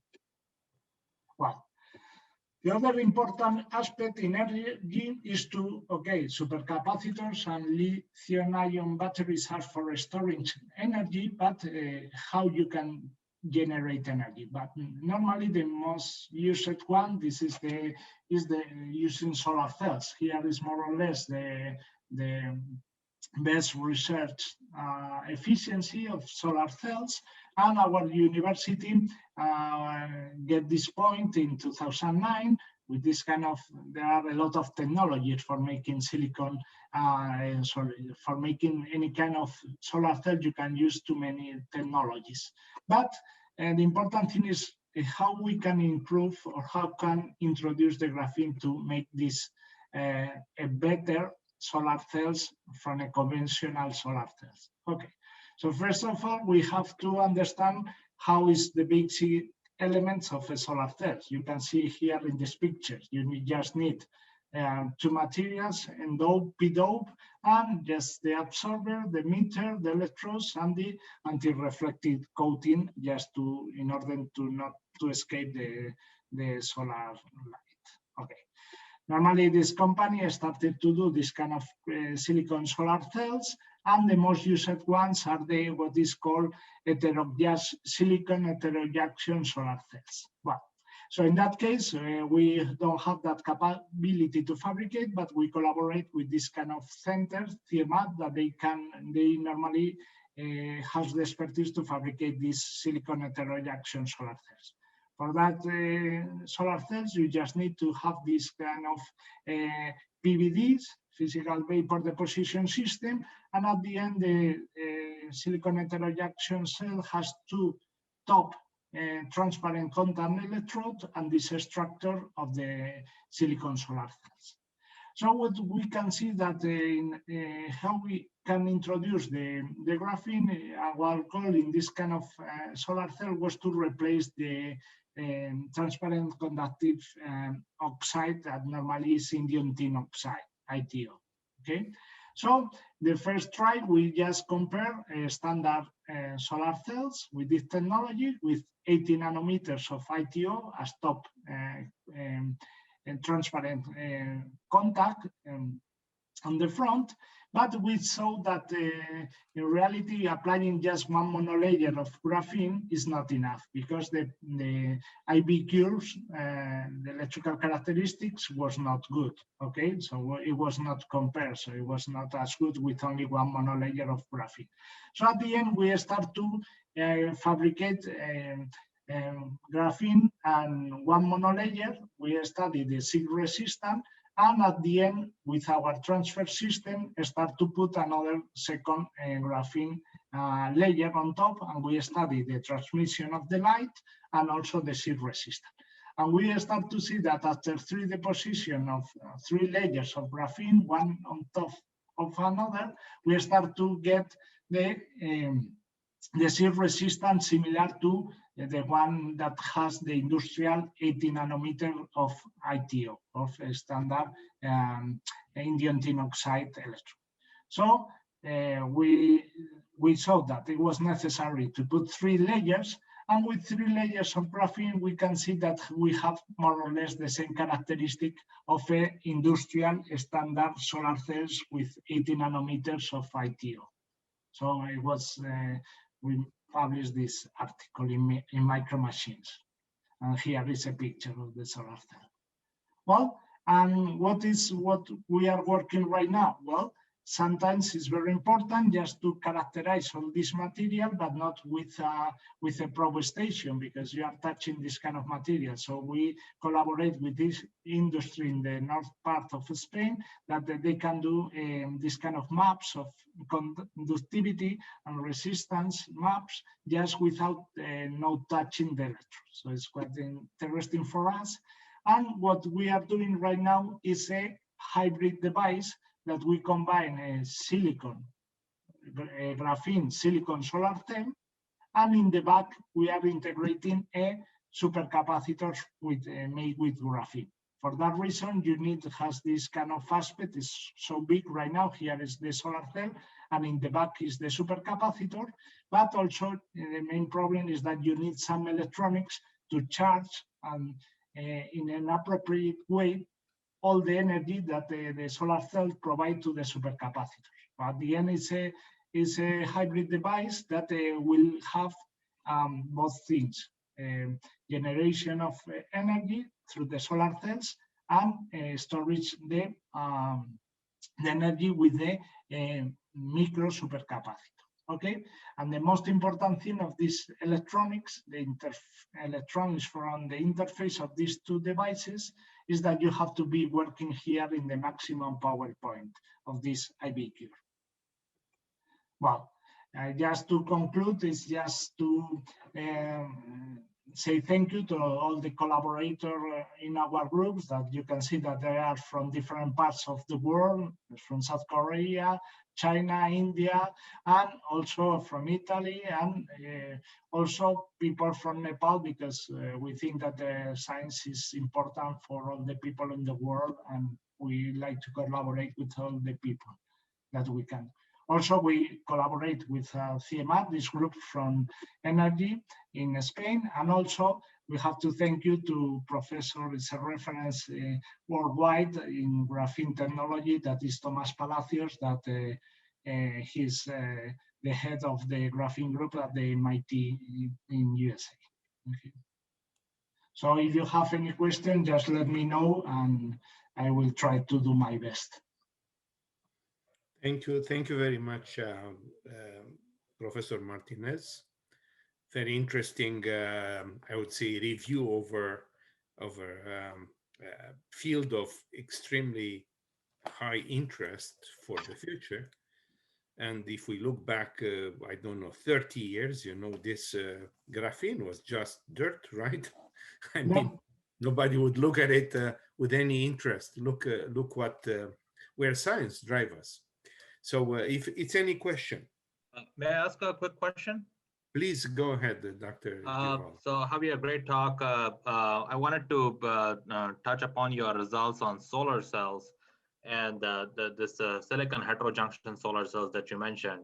This is actually quite impressive, especially when you go to like 3 layers and so on. And I guess the question that I want to ask is that these days, especially in the next slide where you are showing very close performance. Yeah, I think the question that I would want to ask is that, are there any cost savings that you can endure by putting graphene? Because the real challenge right now in silicon photovoltaics is basically putting down cost or increasing efficiency, one of these two things, right? Because that's going to dictate what is going to be the payback time on the panels that you install, and then you know, the overall price of electricity will go down as a result. So I would imagine that, you know, taking something out such as ITO, which has indium in it, that is very expensive, and replacing it by graphene will have advantages. Have you done any sort of analysis that even if you have a little bit of penalty in terms of the efficiency going down, are you gaining significantly more in cost by putting graphene? Well,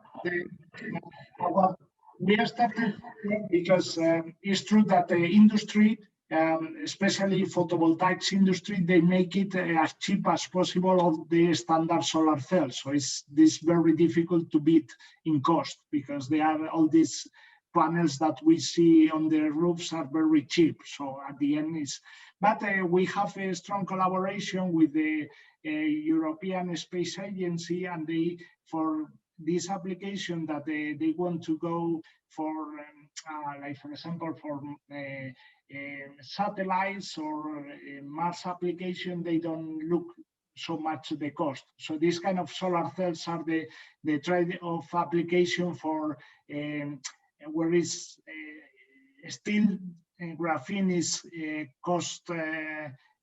costly material, and also you can get more efficiency in combination with perovskites, this kind of solar cells, but still the cost is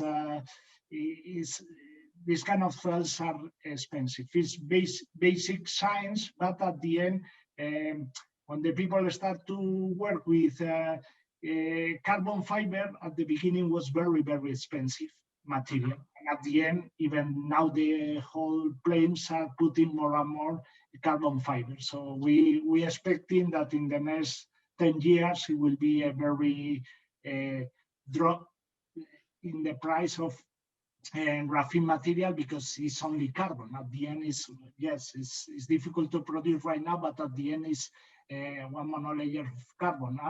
And we are expecting, yes, I want to say that thank you for your wonderful presentation, because you show also that the 2D materials, or the chalcogenides. They at the beginning was only a few microns sheets, and now they provide a CVD 2 inches wafer, and I think they are doing 4 inches wafers. So at the end, it's a question of time. More people working in these materials will provide best quality material at lower prices.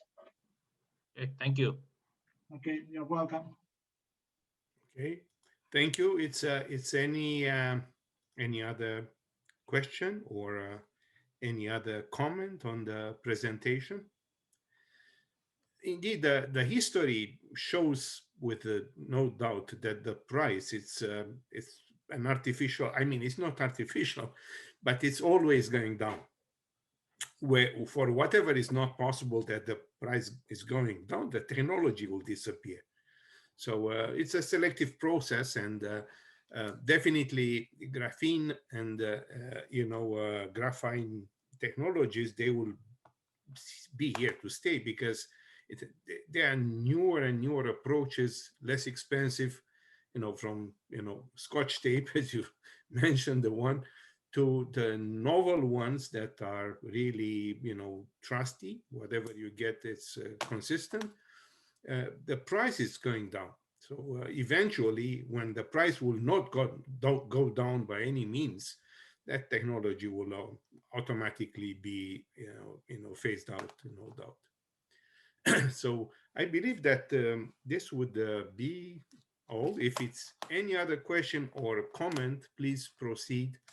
Otherwise, I will close this session for today, and there will be another session tomorrow exactly at the same time. That will be the final session of this conference. There will be only 3 papers that will be presented yesterday, and those papers will be on some energy harvesting technologies, and some sensors technology for biomedical, and also for drug deliveries. There are some high aspect ratio patches technologies.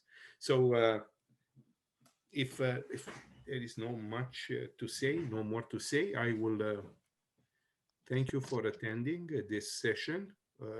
It's a great session, very interesting information, and I thank you for your participation. Thank you, Professor Stiharu, and Thank everyone. you very much. Thank you. Thank you very much. Bye. Have a good day. Thank you. Bye-bye. Thank you very much.